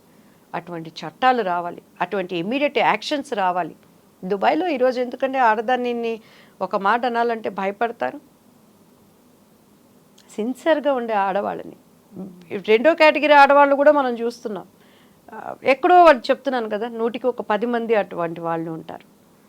ఇట్లాంటివి జరుగుతున్నప్పుడు రావాలి, డెఫినెట్గా మార్పు అనేది రావాలి. ప్రయత్నం చేస్తూనే ఉండాలి. ఈ చరిత్ర ఉన్నంతకాలం, ప్రపంచం ఉన్నంతకాలం పోరాటాలని జరుగుతూనే కామన్ అయిపోయింది అంతే. దానిని మనం పెద్దది చేసుకొని ఉంటే బ్రతకలేము, చిన్నది చేసుకొని డోంట్ కేర్ అంటే నష్టపోతూ ఉంటాము. ఈరోజు సిటీ బస్సులో ప్రయాణం చేసే ఆడవాళ్ళకి సెక్యూరిటీ ఉందా అండి? సో దానికి ఏంటి కొన్ని సిస్టమ్స్ తీసుకురావాలి. ఎంతసేపటికి గవర్నమెంట్స్ మారిన తినేవాడు తింటున్నాడు, పౌరుల కోసం వెళ్ళేవాడు వెళ్తున్నాడు, కేరా ప్లాట్ఫామ్గా వచ్చిన వాళ్ళు డబ్బులు సంపాదించుకుంటున్నారు, ఉద్యమాలు అంటున్నారు. కానీ నిజమైన మార్పు ఎక్కడొస్తుంది? నిజంగా మొన్న ఆగస్టు ఇండిపెండెన్స్ డే ప్రతి ఒక్క రాజకీయ నాయకులు ఫ్లాగ్ హోస్ట్ చేసుకున్నారండి. ఏ పార్టీలైనా కూడాను స్కూల్స్లో చేశారు, పోలీస్ డిపార్ట్మెంట్ చేశారు. అసలు నన్ను అడిగితే పబ్లిక్లోకి వచ్చింది అప్పుడే జరిగింది కలకత్తాలో సంఘటన. ఆ డాక్టర్ గురించి, ఆమె ఒక అప్కమింగ్ డాక్టర్గా ప్రాక్టీస్ చేస్తున్న ఒక డాక్టర్గా నేషనల్ ఫ్లాగ్ ఎగరేసుకోవాలని ఎలా మనసు అనిపించిందండి నాకైతే. ఒక నేషనల్ ఫ్లాగ్ పెద్దది తీసుకొని నాకు సపోర్ట్ చేసే ఆడవాళ్ళం అందరూ ఆ నేషనల్ ఫ్లాగ్ కప్పుకొని బోర్న ఏడవాలనిపించింది నడు రోడ్డు మీద కూర్చొని. డిప్యూటీ సీఎంల దగ్గర నుంచి, సీఎంల దగ్గర నుంచి ఫ్లాగ్ ఘోషిస్తే ఏ భాష అయినా నువ్వు కావచ్చు, ఏ రాష్ట్రమైనా నువ్వు కావచ్చు, ఎలా సెలబ్రేట్ చేసుకుంటున్నావు? ఒక్క కాకికి దెబ్బ తగిలిందంటేనే కాకులన్నీ వచ్చి కావు కావు కావు అని ఆ కాకి కాపాడుకుంటున్నాయి. ఒక కుక్కకి రోడ్డు మీద దెబ్బ తగిలిందంటే నోరు లేని జీవాలు, మోరల్ వాల్యూస్ లేనటువంటివి, చట్టాలు లేనటువంటివి, చీపో అని మనం విధులిచ్చడం కూడా వచ్చి అన్నది కుక్కలన్నీ చేరి ఆ కుక్కను కాపాడుకుంటున్నాయి. అంటే ఒక రాష్ట్రంలో ఒక బిడ్డకు జరిగిందంటే ఈరోజు మణిపూర్లో ఆడవాళ్లకు జరిగినటువంటి దుస్సంఘటనలు ఎందుకు గవర్నమెంట్స్ బయటికి తీసుకురావట్లేదు? వైనాడులో పడిపోయింది కదా ప్రకృతి, మొత్తం క్షణాల్లో నాశనం అయిపోయింది కదా, ఊర్లు కొట్టుకుపోయినాయి కదా, కనుమరుగయ్యాయి. ఏంటి మనిషి బ్రతుకేంటి, మనిషి ఎంతవరకు అనేటువంటి జ్ఞానాన్ని నశింపజేసేటువంటి సంఘటనలు జరుగుతున్నప్పుడు కనీసం ఒక 10 మంది ఆడవాళ్ళని, ఇప్పుడు మా లాంటి వాళ్ళు బయటికి రావాలంటే ఒక సపోర్ట్ లేకుండా రాలేకపోతున్నాం. కానీ మనసు ఏడుస్తూ ఉంటుంది. అన్నీ ఉన్నవాళ్ళు, ఒక సీఎం కూతుళ్ళు ఉన్నారు, పిఎం కూతుళ్ళు ఉన్నారు, చక్కగా వాళ్ళతో వచ్చి సెల్యూట్ చేసి నేషనల్ ఫ్లాగ్ ఎగరేస్తున్నారు. కానీ నీకు మనసులో కొద్దిగా కూడా బాధ లేదా? అరే పక్క రాష్ట్రంలో ఏ తల్లి కన్న బిడ్డో అంత ఘోరాతి ఘోరంగా ఒక 10 ముఖ్యమంత్రులు ఒక్కటైనప్పుడు ఆ స్టేట్లో జరిగింది న్యాయం బయటికి రాదా? ఒక్క ఒక మామూలు ఒక బ్యాడ్ నేమ్ ఉన్నటువంటి డిపార్ట్మెంట్లో ఉన్నటువంటి ఒక వ్యక్తి కథలుగా చెప్తున్నారు. అమ్మాయికి కొన్ని నిజాలు తెలిసినాయని, డ్రగ్స్ జరుగుతుందని, బాడీ పార్ట్స్ అక్కడ పోతున్నాయని. ఏం జరిగిందో ఇంతవరకు తీసుకురాలేకపోయే దుస్థితిలో మన భారతదేశం ఉన్నది అంటే నెట్టుపోవాలి. ఏం చేయాలి మనం? Exactly, so true. ఇప్పుడు ఫిల్మ్ ఇండస్ట్రీకి సంబంధించి చూస్తే కాస్టింగ్ కావచ్చు, మీ టూ మూమెంట్ అనుకున్నప్పుడు ఓన్లీ మా ఫిల్మ్ ఇండస్ట్రీ మీద ఎందుకు పడుతున్నారు, మీడియా ఎందుకు ఇంత హైలైట్ చేస్తుంది, వేరే డిపార్ట్మెంట్లో లేవా, లేకుంటే ఆ ఫీల్డ్లో లేదా, ఈ ఇండస్ట్రీలో లేదా, ఇవన్నీ మాట్లాడుతున్నారు కదా. ప్రతి చోట ఉన్నాయి, ఇక్కడ ఉన్నాయి, యాక్సెప్ట్ చేయండి. ఒక జర్నలిస్ట్కి సేఫ్టీ ఉందా ఆడదంటే? స్కూల్కి వెళ్ళే పిల్లకి సేఫ్టీ ఉందా? సినిమా ఇండస్ట్రీ, నేను ఫస్ట్ నుంచి అదే చెప్తానండి, దీనిని మాత్రం ఎందుకు భూతద్దంలో పెడతారు? సినిమా వాళ్ళంటే చెడిపోయిన వాళ్ళు, సినిమా వాళ్ళంటే పాడైపోయిన వాళ్ళు, సినిమా అంటే ఎందుకు పనికిరాని వాళ్ళు, సినిమా అంటే బరితెగించేవాళ్ళు. నీకు మొగుడు 33 సంపాదించి కుటుంబంలో పెడుతున్నా, మొగుడు బయటికి వెళ్ళంగానే బ్యాడ్ వేలో ఉన్న ఆడవాళ్ళు లేరా అండి? పైరుకు ప్రతివతల్లాగా ప్రవర్తిస్తూ బయటికి వెళ్ళే కేటగిరీ ఆడవాళ్ళు లేరా అండి? ఇంకా సినిమా వాళ్ళు నీతి నియమాలతో ఉంటారు. సినిమా వాళ్ళు నీతి నియమాలతో ఉంటారు. ఇండస్ట్రీ ఉందనో, మన పేరు 10 మందికి తెలిసిందనో. కోర్స్ ఒక్కొక్కసారి నలిగిన పరిస్థితుల్లో ఉన్నప్పుడు వాళ్ళు తెలియకుండానే ఒక ప్రేమ అభిమానానికి ఎక్కడో ఒకళ్ళు బానిసలు అవుతారు. దానిని కూడా భూతత్వంలో పెట్టి చూపించి చిత్ర కథనాలుగా ఈరోజు నవే డేస్ అండి అసలు ఎవరిని నమ్మటానికి లేదు. నేను మా పిల్లలకి అదే చెప్తాను. కోర్స్ వాళ్ళు నాకన్నా కూడా 1000 టైమ్స్ ఒక్కొక్కసారి మా బాబు నాకు నాన్న, మా పాపని నాకు అమ్మ అనుకుంటాను. మమ్మీ నువ్వు ఇంకా అందరినీ నమ్ముతావు మమ్మీ, నీకు ఇంకా బయట ప్రపంచం తెలియదు మమ్మీ. చాలా నాకు వాళ్ళు సెక్యూర్డ్గా చెప్తా ఉంటారండి. So not only cinema industry, ఆడపిల్ల అంటే 100% జాగ్రత్తగా ఉండాలి. అదేవిధంగా మగపిల్లాడికి కూడా సెక్యూరిటీ లేని దినాల్లో ఉన్నాం మనం. కలికాలం అంటారు కదండి. సో అటువంటి దినాల్లో ఉన్నాం. ఎటువంటి పరిస్థితులైనా ఎదుర్కోవటం నేర్పించాలి. నీతి నియమాలకి, నిజాయితీకి ఉన్నటువంటి ప్రాముఖ్యత ఏంటనేది మన బిడ్డలకు నేర్పించాలి మనం. అండ్ వాటితో పాటు మనం అటువంటి కట్టుదిట్టాలు ఉన్నప్పుడు మనకి తెలియకుండానే మనకి పేరు ప్రతిష్టలు ఎట్లా వస్తాయి అనేది కూడా మన బిడ్డలకు మనం నేర్పించాలి. ఇప్పుడు మీరు రాజకీయాల్లో కూడా ఉన్నారు, ఫిల్మ్ ఇండస్ట్రీ ఏది అతీతం కాదు ఇలాంటి వేధింపులకి అనుకున్నప్పుడు రాజకీయాల్లో కూడా చూసారా? ఆ రాజకీయాల్లో కూడా ఇలాంటి సంఘటనలు కనిపిస్తూ ఉంటాయా? నా విషయంలో టీడీపీలో ఇప్పటికి దగ్గర తిరిగి బాబు గారు గవర్నమెంట్ వచ్చినాక ఒక 100 మంది నాకు కాల్ చేస్తుంటారండి. ఇప్పటికీ ప్రతి ఒక్కళ్ళు మీరు కనుక టీడీపీలో ఉండుంటే మీరు మంచి స్థానంలో ఉండేవాళ్ళు. నేను ఎంత చెప్తారండి, అది పోయి మీరు బాబు గారి దగ్గర అనొచ్చు కదా. నేను అనేది ఇప్పుడు వేధింపులు అన్నాను చూడండి, ఈ రకమైన మహిళ అనగానే ఉండేటువంటి వేధింపులు అందులో కూడా ఉన్నాయా? రాజకీయాల్లో కనిపిస్తాయా? 100% ఉన్నాయండి. వాళ్ళకి అనుకూలతగా ఉంటే ఒకలాగా ఉంటాయి, అనుకూలతగా లేకుంటే ఇదిగో నాలాగా ఉంటాయి. బట్ నేను అప్పుడంటే నాకు దివ్యవాణికి పాలిటిక్స్ తెలీదు. నేను ఇక్కడ టీడీపీ పార్టీలో నా చిన్న రాజకీయ అరంగిరేటంలో పదవుల కోసం వాటి కోసం ఎవరికి నేను కాకాలు పట్టలేదు, నమస్కారాలు పెట్టలేదు. బాబు గారు అంటే నాకు ఇప్పటికీ అభిమానం. నేను టీడీపీ పార్టీ నుంచి బయటకు వచ్చినాక అన్ని పార్టీలు నన్ను ఇన్వైట్ చేసినాయి. అఫ్కోర్స్ అప్పుడు రూలింగ్ పార్టీలో ఉన్నటువంటి వైఎస్ఆర్సీపీ దగ్గర నుంచి ప్రతి ఒక్కరు సంప్రదింపులు జరిపారు. కానీ కేవలం పెద్ద ఆయనని నేను ఒక మాట అనాల్సి వస్తుంది అనే దానికి నేను ఆగిపోయాను. దాని తర్వాత 100 మందిలో 70 మంది ఏమన్నారో తెలుసా అండి? రాజనీతి పాటించాం, కక్కుర్తి పడి ఆ పార్టీకి ఈ పార్టీకి మీరు జాయిన్ అవ్వలేదు. ఎంతమంది అప్పట్లో నేను వచ్చినప్పుడు ఏముందండి, కింద ఉన్న వాళ్ళు ఎవరైతే ఉంటారో రాంగ్ స్టేట్మెంట్ ఇచ్చుకుంటూ వెళ్తారు. దివ్యవాణి వైఎస్ఆర్సీపీ నుంచి వచ్చింది, వాళ్ళ మనిషి జగన్ గారి కోవటు అనే విధంగా కూడా ప్రాపగండం చేశారు. మరి అయితే నేను అప్పుడే పోయి అందులో జాయిన్ అయ్యేదాన్ని కదా. సో ఆయన జైల్లో వేసినప్పుడు ఎంత బాధపడ్డానంటే, నేను కిందున్న ఆయనకి భోజనం తెచ్చే మాణిక్యం గారికి తెలుసండి, అన్న పెద్ద ఆయన ఎట్లున్నారు అన్న, మీరు భోజనం తీసుకెళ్తున్నారు, ఆయనకు కరెక్ట్గా ఇస్తారు, ఏమంటుంది అమ్మ, ఏమీ లేదమ్మా అని ఆయన ఫోన్ కోసం బయట కాసుకొని నేను కూర్చునేదాన్ని. తర్వాత ఆదిరెడ్డి భవానీ గారికి కాల్ చేశాను. అచ్చెన్నాయుడు గారు అక్కడ వెళ్ళటానికి నన్ను అలో చేయలేదు. కొన్ని ప్రోటోకాల్స్ ఉంటాయి. కనీసం ప్రెస్ వాళ్ళందరూ అన్నారు ఆయన గురించి, నేను అక్కడ వాకబ్ మీకేంటమ్మా వచ్చి, మీరు ఇంటి బిడ్డ లాంటి వాళ్ళు టీడీపీకి మీరు వచ్చి పలకరించవచ్చమ్మా అని చెప్పాను. సో కొద్దిగా వ్యతిరేకతున్నా కూడా మేము వెళ్ళాలి. మళ్ళీ ఎవరైతే మమ్మల్ని ఇబ్బంది పెట్టారో వాళ్ళనే మాట్లాడాలి, వాళ్ళనే అపాయింట్మెంట్లు అడగాలి. కాకపోతే మొన్న రామోజీరావు గారు చనిపోయినప్పుడు అనుకోకుండా బాబు గారిని అక్కడ చూశానండి. శైలజ గారితో మాట్లాడి నన్ను చూసి గబక్కన అలా అన్నారు, నమస్తే సార్ అన్నాను. ఆయన కళ్ళల్లో ఆ ప్రేమ అభిమానాన్ని నేను చూశాను. మ్యామ్తో మాట్లాడాను. So feel that happy. 100% అందరూ నా కోసం లేడీస్ అడిగిన వాళ్ళే ఉన్నారు. ఆమె అంత కష్టపడుతుంది, అంత పనిచేస్తుంది. పాలిటిక్స్ మాకు తెలియదు, నేర్చుకొని మేము పనిచేసాం అక్కడ. వేధింపులు అనేవి ఇక్కడ కూడా ఉంటాయి. మహిళ అంటే ఒక చిన్న చూపు చూడడం అనేదో, లేకుంటే పక్కన పెట్టడం అనేదో రాజకీయాల్లో కూడా 100% ఉంటాయండి. మీరు ఏ పార్టీ అన్నా తీసుకోండి, మహిళలకి ఎంతవరకు స్థానం ఉంటుందండి? ఒక స్టేజ్ని మీరు తీసుకోండి, మీటింగ్స్ జరిగేటప్పుడు కానీ ఎక్కడ కానీ ఎంత టాలెంట్ ఉందన్నా, ఎక్కడో రేణుకా చౌదరి గారు లాంటి వాళ్ళు, లేకపోతే ఇంకా వాయిస్ ఉందని వినిపించగలిగిన వాళ్ళు నెట్టుకొని వాళ్ళకంటే ఒక క్యాడర్ పెట్టుకొని మనీ ఉండి అన్నీ ఉంటేనే వెళ్ళగలుగుతున్నారు. కానీ ఇప్పటికీ ఏ స్టేజ్ చూసుకోండి, వాళ్ళకన్నా ఎక్కువ మాట్లాడే ఆడవాళ్ళు లేరా? ఎదగనివ్వరు. ఎవరు చేస్తున్నారా పని? మగవాళ్ళు చేస్తారా, మహిళలే చేస్తున్నారా? ఒక్కొక్క చోట ఒక్కొక్క డిఫరెంట్ అండి. ఒక్కొక్క చోట ఇప్పుడు ఒక స్త్రీ పైకి ఎదుగుతుంది అంటే వాళ్ళన్ని అంగుల పవర్ కోసం దేనికైనా దిగజారే క్యారెక్టర్స్ కొంతమంది ఉంటారు. కొంతమంది అయ్యో మేలు ఈగో ఎక్కడైనా కుటుంబాల్లోనే ఉంటుంది, ఆడవాళ్ళు మీరు తగ్గి ఉండాలి అనే విధంగా. నేనేమంటానంటే ఎదిగే వాళ్ళని ఎదగనివ్వాలి, స్త్రీలైనా పురుషులు. మొన్న ఆడదానికి ఆడదానివే శత్రువు. ఇప్పుడు ఆమె స్మిత ఐఏఎస్ ఉన్నారు కదా, సబర్వాల్ ఉన్నారు. ఆమె మాట్లాడింది అసలు ఎంత బాధాకరం అనిపించిందండి ఆడవాళ్ళకి కానీ దివ్యాంగులకి, మానసికంగా బాధపడే ఎంత ఒక ఆమెకున్న స్థానంలో ఆమె అసలు కామెంట్ చేయదగున. అలానే పోయి అందరూ ఆడవాళ్ళు అలానే మనం చెప్పలేముగా. గవర్నమెంట్స్ కూడా కొంతమంది మాట్లాడినంత వరకు మాట్లాడారు, టేక్ ఇట్ ఈజీ అయిపోయింది.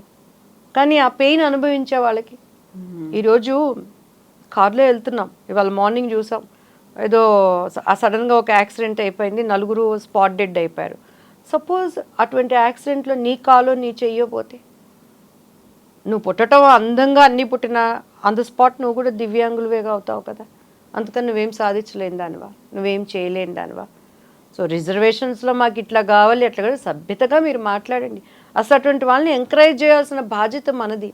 ఎంతమంది నాకు వాళ్ళు కాల్ చేసి అమ్మ మీరు రండి, అక్క మీరు పార్టీ తరపున మీరు మాట్లాడండి, మీ వాయిస్ కూడా వినిపించండి అని అంటే, అసలు మా వాయిస్ వినిపిద్దామంటే కాంగ్రెస్లో చేరినాక ఇంతవరకు ముఖ్యమంత్రినే నేను కలవలేకపోయాను. 1000 మంది ద్వారా వెళ్ళాను నేను. మోర్ దెన్ 1 year అయింది మీరు జాయిన్ అయ్యి పార్టీలో? ఇంతవరకు లేదు. ఆయన పార్టీకి నేను జాయిన్ అవ్వక ముందు రేవంత్ రెడ్డి గారిని కలిశానండి. నేను ఇక అదే చూసి ఏమన్నా మనకి ఇంకా ఆయన దగ్గర మాకు అపాయింట్మెంట్ దొరకనివ్వకపోతే ప్రజా భవన్ దగ్గర అందరూ మాట్లాడదామని ఉన్నానండి. I don't know what is that అనేది. అదే అందరూ అంటున్నాం. మేము ఇప్పుడు చంద్రబాబు గారు లాంటి గొప్ప వ్యక్తి దగ్గర పనిచేద్దామని ఆశతో వెళ్ళాము. అక్కడ ఉన్నటువంటి రాజకీయం అంటే ఏంటో నాకు తెలియదు. స్ట్రైట్ ఫార్వర్డ్ మనిషిని వాళ్ళు ఇబ్బంది పెట్టిన విధానాన్ని అర్థం చేసుకోవడానికి కూడా నాకు టైం పట్టింది. సో మంచో చేయడం మేము బయటకు వచ్చాం. ఆయన శిష్యుడు ఈయన. అన్నిటికన్నా కాంగ్రెస్ రేపు సెక్యులరిజం పార్టీ, మన వాయిస్ 4 స్టేట్స్లో వినిపించవచ్చు యాజ్ ఎ ఆర్టిస్ట్గా. పైగా నాకు ఓటు హక్కు ఉన్నదంతా తెలంగాణ అని చెప్పని బిఫోర్ ఎలక్షన్స్ మేము జాయిన్ అయ్యాము. అందరినీ కలవగలిగానండి. ఇక్కడ నాకు కనిపిస్తున్న కొన్ని దీనిని బట్టి వెరీ వెరీ ఇంపార్టెంట్ పీపుల్ దగ్గరికి వెళ్ళి ఆయన ద్వారా అపాయింట్మెంట్ కూడా అక్కడ వరకు వెళ్ళిస్తున్నారు. కానీ సార్ని కలవటానికి ఒక సముఖత అనేది మాకు ఏంటి అనేది మాకే అర్థం కాకుండా ఉంది. మేము రాహుల్ గాంధీ ప్రధానమంత్రి అవ్వాలి, కాంగ్రెస్ పార్టీ మంచి పార్టీ, అక్కడ చాలా మనకి ఎంకరేజ్మెంట్ ఉంటుందని వస్తే కొంతమంది లేడీస్ ఏమో అమ్మో మళ్ళీ దివ్యవాణి వచ్చింది ఈమె వాయిస్కి మాకెక్కడ పోటీ అవుతుందని కొన్ని ఏడుపు మొహాలు. కొంతమంది ఏమో అసలు ఈమెకేమన్నా చిన్న పోస్ట్ ఇచ్చినా కూడా మాట్లాడేస్తుంది అనేది కొంత.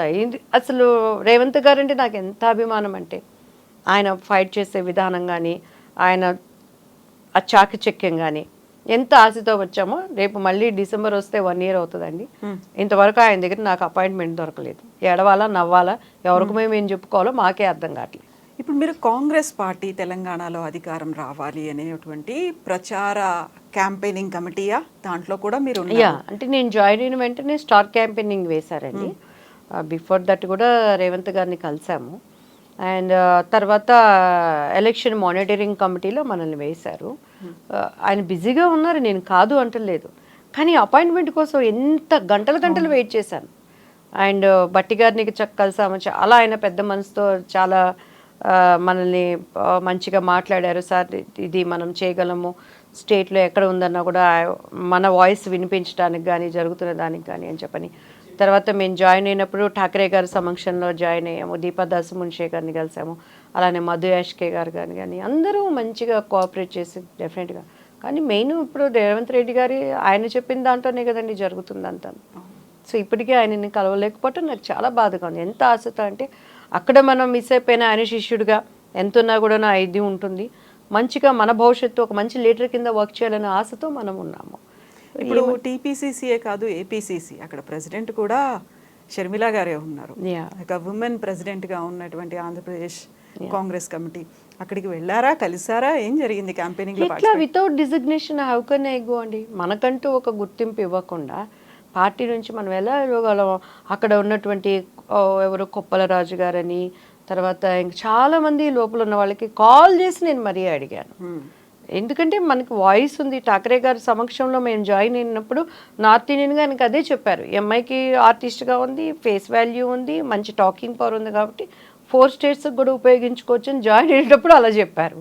జాయిన్ అయిన తర్వాత మనం చాలామంది ప్రముఖుల ద్వారా మనం వెళ్ళినా కూడాను మరి షర్మిలా గారి వాయిస్తో పాటు మీ వాయిస్ కూడా కలిస్తే ఏపీకి ఇంకా కాంగ్రెస్కి ప్లస్సే కదమ్మా అని అన్నారు. కానీ ఎవరు మనకి అక్కడ ఎంకరేజ్ చేసి తీసుకెళ్ళిన వాళ్ళు లేరండి. పైగా ఫ్రాంక్గా ఏంటంటే ఒక నాయకురాలు పక్క నుండి మాట్లాడేటప్పుడు పక్కన ఎవరైనా ఉంటే డామినేట్ అయిపోయి మంచిగా మాట్లాడే వాళ్ళు ఉంటే ఎదగనివ్వకపోవటం సహజం అయిపోయింది. ఆడదానికి ఆడదే శత్రువు, ఆడదానికి మగడే శత్రువు, ఆడదానికి మగ ఆడ ఇద్దరు శత్రువు. సో ఇటువంటి పరిస్థితుల్లో మేము స్విమ్ చేస్తున్నాం ఫ్రాంక్గా. దివ్యవాణి గారు ఫిల్మ్ ఇండస్ట్రీ నుంచి పాలిటిక్స్లోకి రాకముందు నుంచి కూడా విజయశాంతి గారు ఉన్నారు, జయసుధ గారు ఉన్నారు, జీవిత గారు ఉన్నారు. ఇలాంటి ఫిల్మ్ ఇండస్ట్రీ నుంచి వచ్చిన వాళ్ళు, పాలిటిక్స్లో వచ్చిన వాళ్ళు ఉన్నారు. సరే, ఎలాగూ జయలలిత గారేమో అక్కడ సీఎం దాకా అయ్యారు, ఆ తర్వాత బెంగాల్లో 2 ఎంపీలు అయ్యారు. ఇలా చూసినప్పుడు మన దగ్గర మన సినీ నటీమణులకి పాలిటిక్స్లో అవకాశాలు వస్తున్నాయి, లేకుంటే ఒక పదవి ఇస్తున్నారు, నమ్మకం ఇస్తున్నారు, లేకపోతే వాళ్ళకు ఉన్నటువంటి ఫ్యాన్ ఫాలోయింగ్, క్రౌడ్ పుల్లింగ్, ఇవన్నీ పనికి వస్తున్నాయి అనుకుంటున్నారా? 100% అండి. పాలిటిక్స్లో మనకి కావాలంటే ఒకటి ప్రజలకి చేరువుగా ఉండాలి. ఏది ఉన్నా లేకపోయినా వీటన్నిటికన్నా కూడా ప్రజల మధ్యలో మమైకమైపోవాలి. వాళ్ళ కోసం జీవితం అన్నప్పుడు ఒక డెడికేట్ మైండ్తో పనిచేయటం ఒక కేటగిరీ. రెండోది వచ్చి ప్రజలతో మమైకం అవుతూతో పాటు కింద ఉన్న వాళ్ళతో కూడా తల్లో నాలికలాగా ఉండాలి. తప్పున్నా తప్పు లేకపోయినా సహించుకొని ఉన్నది ఉన్నట్టు మాట్లాడకూడదు. ఇప్పుడు నేను అదే కదా యథార్థవాది లోక విరోధి అంటే దానికి అప్పుడు అర్థం తెలిసేది కాదు నాకు. సో ఇప్పుడు నా లైఫ్లో కరెక్ట్గా నాకు అర్థమవుతుంది, ఓ ఇలా ఉండకూడదు, వాళ్ళు చేసింది తప్పైనా సరే అన్నీ పర్లేదండి, ఇది బాగుందండి, అదండి అలాగేనండి అని చెప్పాలి మనం. ఈవెన్ ఫిల్మ్ ఇండస్ట్రీ అయినా పాలిటిక్స్ అయినా ఏదైనా సరే మనం ఎదగాలి అని అంటే, లేకపోతే పైసలు ఉండాలి మంచిగా. అదిగో ఈ సీటు కావాలంటే ఇంత మొహం మీద కొట్టేసి మనం తెచ్చుకోవాలి, అది సెంట్రల్ గవర్నమెంట్ అయినా స్టేట్ అయినా అనే విధంగా ఉండాలి. ఒట్టి మన టాలెంట్ అంటే 4 గీసుకోవటానికే పనికి వస్తుంది అంతే, ఇది ఏమీ ఉండదు అన్నమాట. సో అట్లా అన్నిటికీ పాలిటిక్స్ నవే డేస్ అట్లా ఉంది. ఒకప్పుడు ఝాన్సీ లక్ష్మీ బాయ్ గారు కానీ వాళ్ళందరూ వచ్చారనంటే అటువంటి సిచ్యువేషన్స్. సో ఒక లీడర్గా నిలబడటానికి ఉంది, కానీ ఇప్పుడు ఏమీ లేదు. ఎక్కడక్కడ మోసం చేసే వాళ్ళకి బాగుంటుంది పాలిటిక్స్. నెక్స్ట్ మేము దివ్యవాణి గారిని ఎలా చూడొచ్చు? ఫిల్మ్స్లో కావచ్చు, పాలిటిక్స్లో కావచ్చు. 100% అండి. ఇప్పుడు సినిమా ఇండస్ట్రీ కూడా నవే డేస్ మేము వెళ్ళి మా స్థాయికి పోయి దిగజార్చుకొని క్యారెక్టర్స్ ఆడుకోలేము. అండ్ రెండోది వచ్చి కాంప్రమైజ్ అసలు అవ్వలేము. ఇప్పుడున్న జనరేషన్ చాలా భయంకరంగా ఉంది. వయసు వావి వరుసలు ఏమీ లేవు, అన్నీ మనకి కళ్ళతో తెలిసినా కూడా. సో మేమే ఓన్ ప్రొడక్షన్ చేయడానికి వీఆర్ ప్లానింగ్ అండి. నాకు మంచిగా నాలో ఉన్న ఒక ఆర్టిస్ట్ నాకు తగ్గట్టు ఒక మంచి క్యారెక్టర్స్ చేసి చనిపోయేలోపు పెళ్లి పుస్తకంతో పాటు ఇంకా ఒక మంచి క్యారెక్టర్గా కానీ లేదు మన మెయిన్ నా బేస్గా కూడా చేయాలని ఒక ఆలోచనతో ఉంది. నాకు మంచి ఒక కుటుంబ సన్నిహితమైన టీంని దేవుడు నాకు ఇచ్చాడు. మంచి గుడ్ ఫ్రెండ్స్ ఉన్నారు. సో వాళ్ళతో సైమల్టేనియస్గా సినీ ఇండస్ట్రీలో చేయాలనేది ఒక ఆశ. ఒక్కసారి ఏముందండి, ఒక సినిమా సక్సెస్ కొట్టిందంటే మళ్ళీ అందరూ ట్రాక్లో పడుతుంది. సో ఆ ఆపర్చునిటీ కోసం ఐఎమ్ వెయిటింగ్ అనమాట.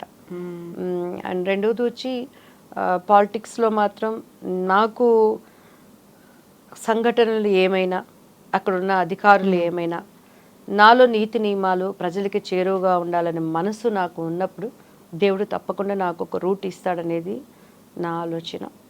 అండ్ కొంచెం పిల్లల చదువులు దీనిని బట్టి నేను ప్రజల మధ్యలోకి వెళ్ళలేకపోతున్నాను.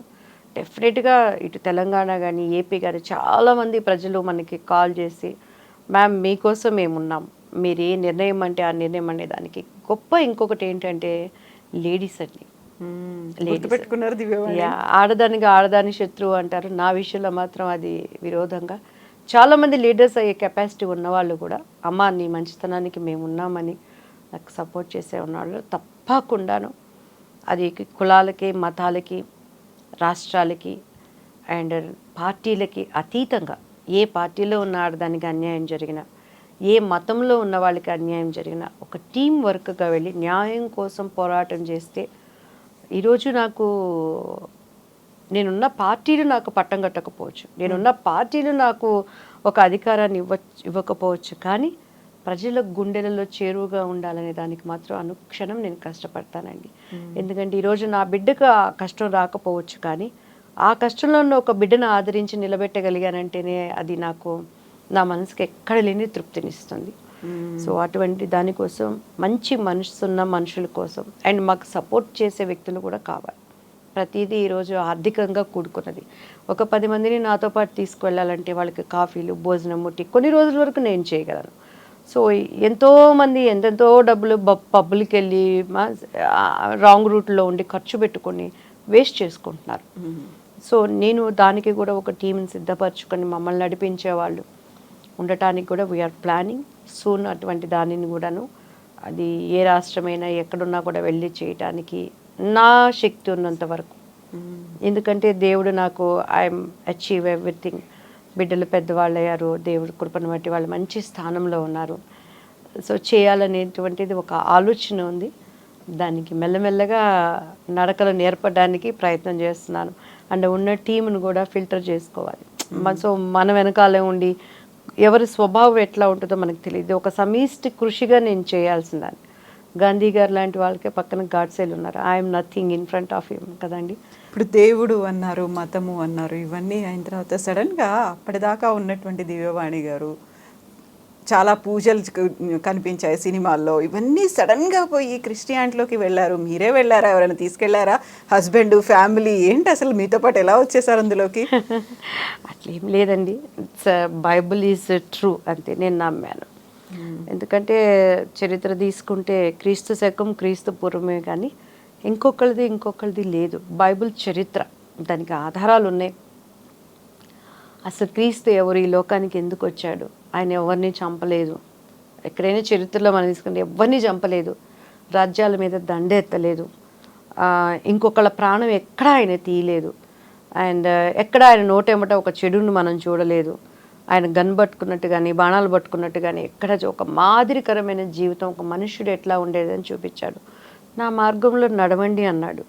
అండ్ అన్నింటికన్నా ఇంకొకటి గొప్పది ఏంటంటే, చాలా వీటి గురించి కూడా వాదాలు తర్కాలు ఈ సోషల్ మీడియాలో వచ్చినాయి. ఒక్కటి చెప్తున్నాడు, ఆయన మృతుడుగా భూమిలో లేడు. సపోజ్ మా అమ్మనో మా తాతగారో మా నాన్నగారు వాళ్ళ నాన్నగారు 4 ఫాదర్స్ చనిపోయారు అని అంటే వాళ్ళని భూమిలో పాత పెట్టాము. అక్కడ వాళ్ళకి నమూనాలు, వాళ్ళ డెడ్ బాడీస్ కొన్ని రోజుల తర్వాత శిథిలమైపోయి ఆ బోన్స్ అయి ఉంటాయి. కానీ యేసయ్య చనిపోయిన వ్యక్తి భూమిలో ఉన్నాడు అనటానికి ఆధారం లేదు. అది ఖాళీ సమాధి, ఆయన సమాధి ఎంటీ.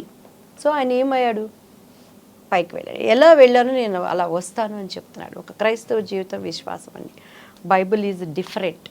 ఈరోజు ప్రతి దాంట్లో కేటు డూప్లికేట్ ఉంది కదండి. సెల్ ఫోన్స్లో ఒరిజినల్ బ్రాండ్ ఉంది, డూప్లికేట్ ఉంది. అలానే ప్రతి దాంట్లో కూడా మనం కొట్టుకునే పర్ఫ్యూమ్ నుంచి మేకప్ మెటీరియల్ దగ్గర నుంచి ఈవెన్ బట్టల్లో కూడా క్లాత్ మెటీరియల్లో అన్నిట్లో నాణ్యమైనవి ఉన్నాయి, డూప్లికేట్ ఉన్నాయి. డూప్లికేట్లు ఏంటంటే నాణ్యమైన వాటికన్నా బెనిఫిట్గా కనపడతాయి. ఇప్పుడు డైమండ్ సెట్లు వచ్చినాయండి, ఎన్నో వచ్చినాయి. ఒరిజినల్ డైమండ్ కన్నా పిచ్చివే డైమండ్ కన్నా ఇంకా ఎక్కువ ఉన్నాయి. అందుకేనా హిందూ మతం కంటే ఇంకా క్రిస్టియానిటీయే గొప్పదనిపించింది? ఎందుకలా మీ హిందూ కాదు ఇటువైపు వెళ్ళాలి అనేది? నేను హిందూ కాదు, నేను హిందూ. క్రీస్తుని నా స్వరక్షడిగా నేను అంగీకరించాను. భారతదేశంలో నేను పుట్టాను అంటే క్రీస్తును అంగీకరించిన మాత్రాన నేను హిందూని కాకుండా పోతానా? బట్ పూజలు చేస్తారా? ఏ పూజలు చేస్తారు మీరు? మీకు ఒక చిన్న ఎగ్జాంపుల్ చెప్తానండి. నేను కాంగ్రెస్లో జాయిన్ అయిన తర్వాత ఇప్పుడు ఆయన పేరు కుసుమ్ కుమార్ గారు, జెట్టి కుసుమ్ కుమార్ గారు. ఆయన కేజీఎఫ్ అని ఒక కమ్మ సంఘాన్ని పెట్టారు. ఆ సంఘం పెట్టినప్పుడు చాలా మంది నన్ను అడిగారు, ఒక చౌదరిగా దివ్యవాణి గారు మీరు కూడా అక్కడ ఉంటే మీరు బాగుంటుందండి అని చెప్పని. సో కొన్ని పరిస్థితులను బట్టి కుసుమ్ కుమార్ గారిని, ఆయన కూడా మా తెనాలి. సో ఆయన నేను కలవలేకపోయాను. తర్వాత ఆన్ టైము ఆయన చేస్తున్నప్పుడు నేను కలిసాను ఆయన్ని. ఏంటమ్మా దివ్య పార్టీలు అంటే సో అండ్ సో అండి అని మొత్తం నేను చెప్పుకొచ్చాను ఆయనకి. యాజ్ ఏ ఫెమిలియర్గా ఆర్టిస్ట్గా దీంట్లో యాంకరింగ్ కానీ మొత్తం మీరు పార్టిసిపేట్ చేద్దరు కానీ బాగుందమ్మా అని అన్నారు. నేను అక్కడ కూర్చుండగానే టీడీపీలో ఒక ఇంపార్టెంట్ వ్యక్తి, అదే ఎవరంటే టీడీ జనార్దన్ గారికి కాల్ వచ్చింది. నేను అప్పటికి జరిగిందంతా ఆయనకి సింపుల్గా చెప్పాను. ఇద్దరు సీఎంలు వస్తున్నారు, ఇటు రేవంత్ రెడ్డి గారు కానీ TV5కి అంతా మాట్లాడతారు. మా ఎదురుగా నేను మా పాప వెళ్ళాము. నేను వచ్చేసినాక అక్కడ ఏం డిస్కషన్ జరిగిందో తెలీదు. నాకు ఫోన్ లేదు, అట్లీస్ట్ నాకు ఒక ఇన్విటేషన్ లేదు. ఆయన నేను రేవంత్ గారితో నేను మాట్లాడిస్తానమ్మా అని చెప్పారు, ఫోన్ అవాయిడ్ చేస్తారు. ఏమనుకోవాలండి? మీరు KGF దాన్ని అటెండ్ అవ్వలేదు అసలు మాకు ఇన్విటేషనే లేదు. కూర్చోబెట్టి అంత మాట్లాడిన వ్యక్తి అట్లీస్ట్ రామ్మా అని కూడా చెప్పలేదు. చెప్పాను సార్ నాకు ఇంత స్ట్రెంగ్త్ ఉంది, చెన్నైలో ఉంది, చెన్నైలో ఆదిశేషయ్య గారు ఉన్నారు, మీకు ఖమ్మం అనుకుంటే అంత ఆయన మమ్మల్ని పిలవనంత మాత్రాన నేను కమ్మదాన్ని కాకుండా పోనుగా, అదే కమ్మ రక్తం నాలో లేకుండా పోదుగా, అదే రోషం నాలో లేకుండా పోదు కదండి. ఎందుకు కన్సిడర్ అలానే ఎందుకు చెప్తున్నాను, I don't know. TDP network Babu గారి స్థాయికి ఆయన అలా చెప్పరు, లోకేష్ గారి స్థాయికి అలా చెప్పరు. కింద ఉన్న వాళ్ళు ఏంటి, అదే బ్రాండు అదే వాళ్ళు. ఇక్కడే అమ్మాయి ఎక్కడ ఎదుగుతుందో, ఎదుగుదల లేకుండా చేయడానికి. ఈరోజు రోజా టీడీపీ నుంచి బయటకు వచ్చినాక ఇష్టానికి మాట్లాడినది ఎందుకు మాట్లాడింది? ఎదగనేదలని ఆపగొట్టవాలని. అఫ్కోర్స్ ఆమె కొంచెం చాలా ఎక్స్ట్రాడనరీగా సంబంధం లేకుండా కూడా ఆమె పిచ్చి పిచ్చి మాటలు మాట్లాడింది. మేము ఇప్పుడు అలా మాట్లాడలేదే. మేము ఏ పార్టీలో ఉన్నా ఆయనకి ఇచ్చే మర్యాదని ఇచ్చాం. కానీ మా భవిష్యత్తును అణగదొక్కుతున్నారు. తొక్కు ఎంతవరకు తొక్కుతావు? నువ్వు బంతిని గోడకి ఎంత బలంగా కొట్టినా అది మళ్ళీ రివర్స్లో వచ్చి అంత నీకు తగులుతుంది. కానీ నేను దేవుడికే వదిలిపెట్టేసుకున్నాను, బాధపడ్డాను కొంచెం సేపు. అంత మాత్రం నేను కమ్మదాన్ని కాకుండా పోనుగా, నీలో ఉన్న బ్లడ్డే ఆ రోషం నాలో లేకుండా పోదుగా. ఎందుకు చెప్తున్నానంటే భారతదేశం నా మాతృభూమి, భారతీయులందరూ నా సహోదరులు. చిన్నప్పటి నుంచి మనం స్కూల్స్లో కూడా నేర్పించాం. నేను దేవుణ్ణి అంగీకరించినంత మాత్రాన నేను ఇండియన్ కాకుండా పోనండి. ఇప్పుడు మీరు క్రిస్టియానిటీలోకి అంటే ఆ మతాన్ని స్వీకరించారు కాబట్టి అది మతం కాదండి. దీంట్లోకి పిలవకపోవడానికి రీజన్ ఏంటని మీరు? ఇప్పుడు క్రైస్తవులు అనబడిన వాళ్ళు, పెద్ద పెద్ద పాస్టర్స్ బోధించే వాళ్ళు కూడా మత మార్పిడి అంటే ఎందుకు దానిని అంగీకరిస్తున్నారు, ఖండించలేకపోతున్నారో నాకు అర్థం కాదు. యేసయ్య ఎక్కడ నేను మతం అని చెప్పలేదు. I am the way, I am the truth, I am the life అన్నాడు. నేనే మార్గం, నేనే సత్యం, నేనే జీవం. ఆయన మార్గాన్ని నేను ఎంచుకున్నాను, ఆయన సత్యాన్ని నేను నమ్ముతున్నాను. ఆయనే సత్యం, ఆయన మాత్రమే సత్యం అనేది నేను నమ్ముతున్నాను. ఆయనే జీవం అన్నాడు. ఆ జీవం ఏంటి? ప్రతి మనిషి చనిపోవాల్సిందే. అగ్ని ఆరదు, పురుగు చావదు. ఆత్మకి చావు లేదు. రేపు నా ఆత్మకి నిత్య జీవాన్ని ఇచ్చేవాడు ఆయన అని అన్నాడు. కానీ ఆయన ఎక్కడైనా నేను ఒక మతం అని చెప్పారా అండి? క్రైస్తత్వం మతం అని ఎవరు చెప్పారు? అది మార్గం. ప్రతి క్రైస్తవుడు దాన్ని ఖండించాలన్న స్థితిలో ఉన్నారు. ఎందుకు ఒప్పుకుంటున్నారు దానిని? పెద్ద పెద్ద వాళ్ళు సంఘాలు పెంచుకుంటున్నారు, చర్చిల్లో విశ్వాసాలను కూర్చోబెట్టుకుంటున్నారు. కానీ అరే బాబు ఒక్క రోజున ఒక ధర్నా చేసి ఇది మతం కాదండి. నేను హిందువుని, నేను భారతదేశంలో పుట్టాను, క్రీస్తుని నా స్వరక్షకుడిగా అంగీకరించాను. అది కాదంటానికి ఎవరికి రైట్స్ ఉంది? ఇప్పుడు మీరు పూజలు చేస్తారా ఇంట్లో? ఇప్పుడు శ్రావణ మాసం పూజలు కావచ్చు, మిగతా పూజలు అంటే నేను క్రీస్తుని తెలియనప్పుడు నేను చేసేదాన్నండి. ఇప్పుడు చేయట్లేదు. అంటే ఎందుకు చేయట్లేదంటే సృష్టించిన సృష్టికర్తను మర్చిపోయి సృష్టాన్ని పూజించాల్సిన అవసరం నాకు లేదు. సృష్టికర్త ఇప్పుడు ఈ ఫోన్ని క్రియేట్ చేసిన వాడు ఒకడున్నాడు, వాడిని అప్రిషియేట్ చేయాలి. శాంసంగ్ కనుక్కున్నది ఎవరు, ఈ టెక్నాలజీ కనుక్కున్నది ఎవరు, దానికి ఆ బుర్ర పెట్టి ఉపయోగించిన వాడిని మనం మెచ్చుకుంటాం. కానీ శాంసంగ్కి నేను అవార్డు ఇవ్వను, శాంసంగ్ని నేను మెచ్చుకోను. ఇది జస్ట్ ఒక ఫోన్ మాత్రమే. అలానే జీవనదులని, చెట్లుని, భూమి ఆకాశాన్ని సృజించిన దేవాది దేవుడు ఒకడున్నాడు. ఆయనని నేను వర్షిప్ చేస్తాను. కానీ ఆయన వర్షిప్ చేసిన చెట్లని నేను ఎందుకు పూజించాలి? క్రిస్మస్ సెలబ్రేట్ చేసుకుంటారు, బాక్సింగ్ డే, క్రిస్మస్ అంటే క్రిస్మస్ సెలబ్రేట్ చేయమని బైబిల్లో ఎక్కడ లేదండి. మనకి చాలా దేవతలు ఉన్నారు, చాలా నెలలో ఒక 10-15 మనం పండుగలు చేసుకుంటున్నాము. క్రైస్తవులకి ఈస్టర్ ఒకటి, క్రిస్మస్ ఒకటే ఉంటుంది. జస్ట్ అది ఒక క్రీస్తుని జ్ఞాపకం చేసుకోవటమే కానీ ఆయన పర్టికులర్ ఈరోజే ఇదే దినాన్ని పుట్టాడని బైబిల్లో ఎక్కడ లేదు. అంటే ఆమె గర్భాన ఉన్నప్పుడు ఆ చలి జరిగింది, ఆమె తలదాచుకోవటానికి ఎక్కడ ఇది లేదు అనే ఒక సిమ్టమ్స్ని బట్టి దిస్ ఈజ్ క్రిస్మస్ అని అన్నారు. అది క్రీస్తుని జ్ఞాపకం చేసుకోవటం, మన పిల్లలు కూడా మరీ ఏమీ లేకుండా ఉండకూడదనే. కానీ వాట్ ఈజ్ క్రిస్మస్ యొక్క ఆంతర్యం ఏంటి? క్రిస్మస్ ప్రభుని ఆరాధించటం. దేవుడు ఇప్పుడు మీ ఇద్దరు పిల్లలు రాఖీ సెలబ్రేట్ చేసుకుంటారా? పాపు బాబా ఉన్నారు, పాప బాబు ఇద్దరు ఉన్నారు కాబట్టి. అంటే అందరూ కట్టుకుంటారని వాళ్ళు కట్టుకుంటారు. ఆ, దీపావళి అంటే నేను క్రీస్తునకు ముందు నాకు చాలా ఇష్టం. అది వెలుగు, ప్రతి ఒక్కళ్ళ ఇంట్లో దీపాలు పెట్టుకొని చూస్తానికి ఒక అందంగా ఉంటుంది. క్రాకర్స్ కొద్దిగా మనకి ఆ సౌండ్స్ అవి కొద్దిగా ఇబ్బందికరంగా అనిపిస్తాయి, కానీ క్రిస్మస్ అలంకరణ. ఇప్పుడు ఏమైనా శ్రావణ శుక్రవారం వచ్చింది అనుకోండి, ఇల్లు శుభ్రం పెట్టుకోవటం తప్పేముంది, ఇంటికి మామిడి తోరణాలు పెట్టుకోవటం తప్పేముంది, వేపాకులు తేవటం తప్పేముంది. అవన్నీ కూడాను సైంటిఫిక్గా కలిసి ఉన్నాయి. ముగ్గులు వేస్తారు ఇంటి ముందు, ఎందుకు వేస్తారు? అందులో ముగ్గులో అది ఉంటుంది కదండి, ఏమంటారు దాన్ని, బ్లీచింగ్ లాంటిది కలుస్తుంది. అది వేసినప్పుడు క్రిమి కీటకాలు ఇంట్లోకి రాకుండా గడపలకి పసుపు పూస్తారు. పసుపు కూరల్లో వాడుకోవట్లేదా? గడపలకు పూసే పసుపు అని చెప్పని కూరల్లో పసుపు వేయకుండా క్రైస్తవులు పసుపులు తినరా? కాళ్ళకి పసుపు రాసుకుంటే తప్పేముంది? రాసుకుంటారా ఏమండి? మీరు కాళ్ళకి పసుపు రాసుకుంటాను, తప్పేముంది? గడపకి కూడా రాసి మా ఇంట్లో గడపలకి రాస్తాను. అంటే బొట్టులు అవన్నీ పెట్టేంత ఓపిక లేదు, టైం లేదు. కానీ ఒకప్పుడు కుంకాలు అవి పెట్టేవారంటే యాంటీబయాటిక్ కింద వాడేవారు. మరి అటువంటిప్పుడు కాళ్ళకు పసుపు రాసుకుంటే తప్పు అంటే క్రైస్తవులు కూరలు వేసుకోవటం కూడా తప్పేగా. మూడాలు ఆచారాలు కాదండి. సో మనము ట్రూత్లోకి క్రిస్మస్ అంటే ఏంటి, ప్రభువుని ఎరగని వాళ్ళకి చెప్పటం, క్రీస్తుని ఆరాధించటం. ఒక వ్యక్తిని మనం ఆరాధిస్తున్నామంటే ఆ వర్షిప్ ఏంటంటే మన వర్షిప్లో ఆయన దగ్గరికి మనం వెళ్ళిపోయినప్పుడు మనం చేసిన తప్పులేంటి, మనమేంటి, పరిపూర్ణంగా క్రైస్తత్వం అనేది ఒక్కటి నిమిషంలో జరిగిపోయేది కాదండి. మరణము వరకు నిరంతరం అది సాగేటువంటి ఒక ప్రక్రియ. ఇప్పుడు దేవుడి దగ్గర చర్చికి వెళ్తాను, కాసేపు ప్రేయర్లో ఉంటాను, వాళ్ళు చెప్పే మనసులో మాటలుంటాయి. ఇతరులు రాగానే నా కోపంగానే ఉంటుంది, నా ఈర్ష్యగానే ఉంటుంది, నా స్వార్థంగానే ఉంటుంది. అందరూ ఆయన చెప్పినంత మాత్రం ఇది మతం కాదండి. నేను హిందూ, నా కులము యేసుక్రీస్తు వారికి కూడా యూదా రాజసింహ, ఆయన యూదుడనే ఒక గుర్తింపు ఉంది. దేవుడు నాకు ఇచ్చిన కులాన్ని నేను దాచిపెట్టుకోవాల్సిన అవసరం లేదు. చాలామందికి యేసుక్రీస్తు వారు అనగానే తక్కువ జాతిలో ఉన్నవాళ్ళు ఉన్నారు అని ఉంటుంది. ఈరోజు మీరు చెప్పేది నిజమైనా, నేను చెప్పేది అబద్ధమైనా, లేదు నేను చెప్పేది నిజం మీరు చెప్పేది అబద్ధమైనా, ఒకానొక దినాన్న ఈ నేత్రంతో మనం చూడాల్సిందే.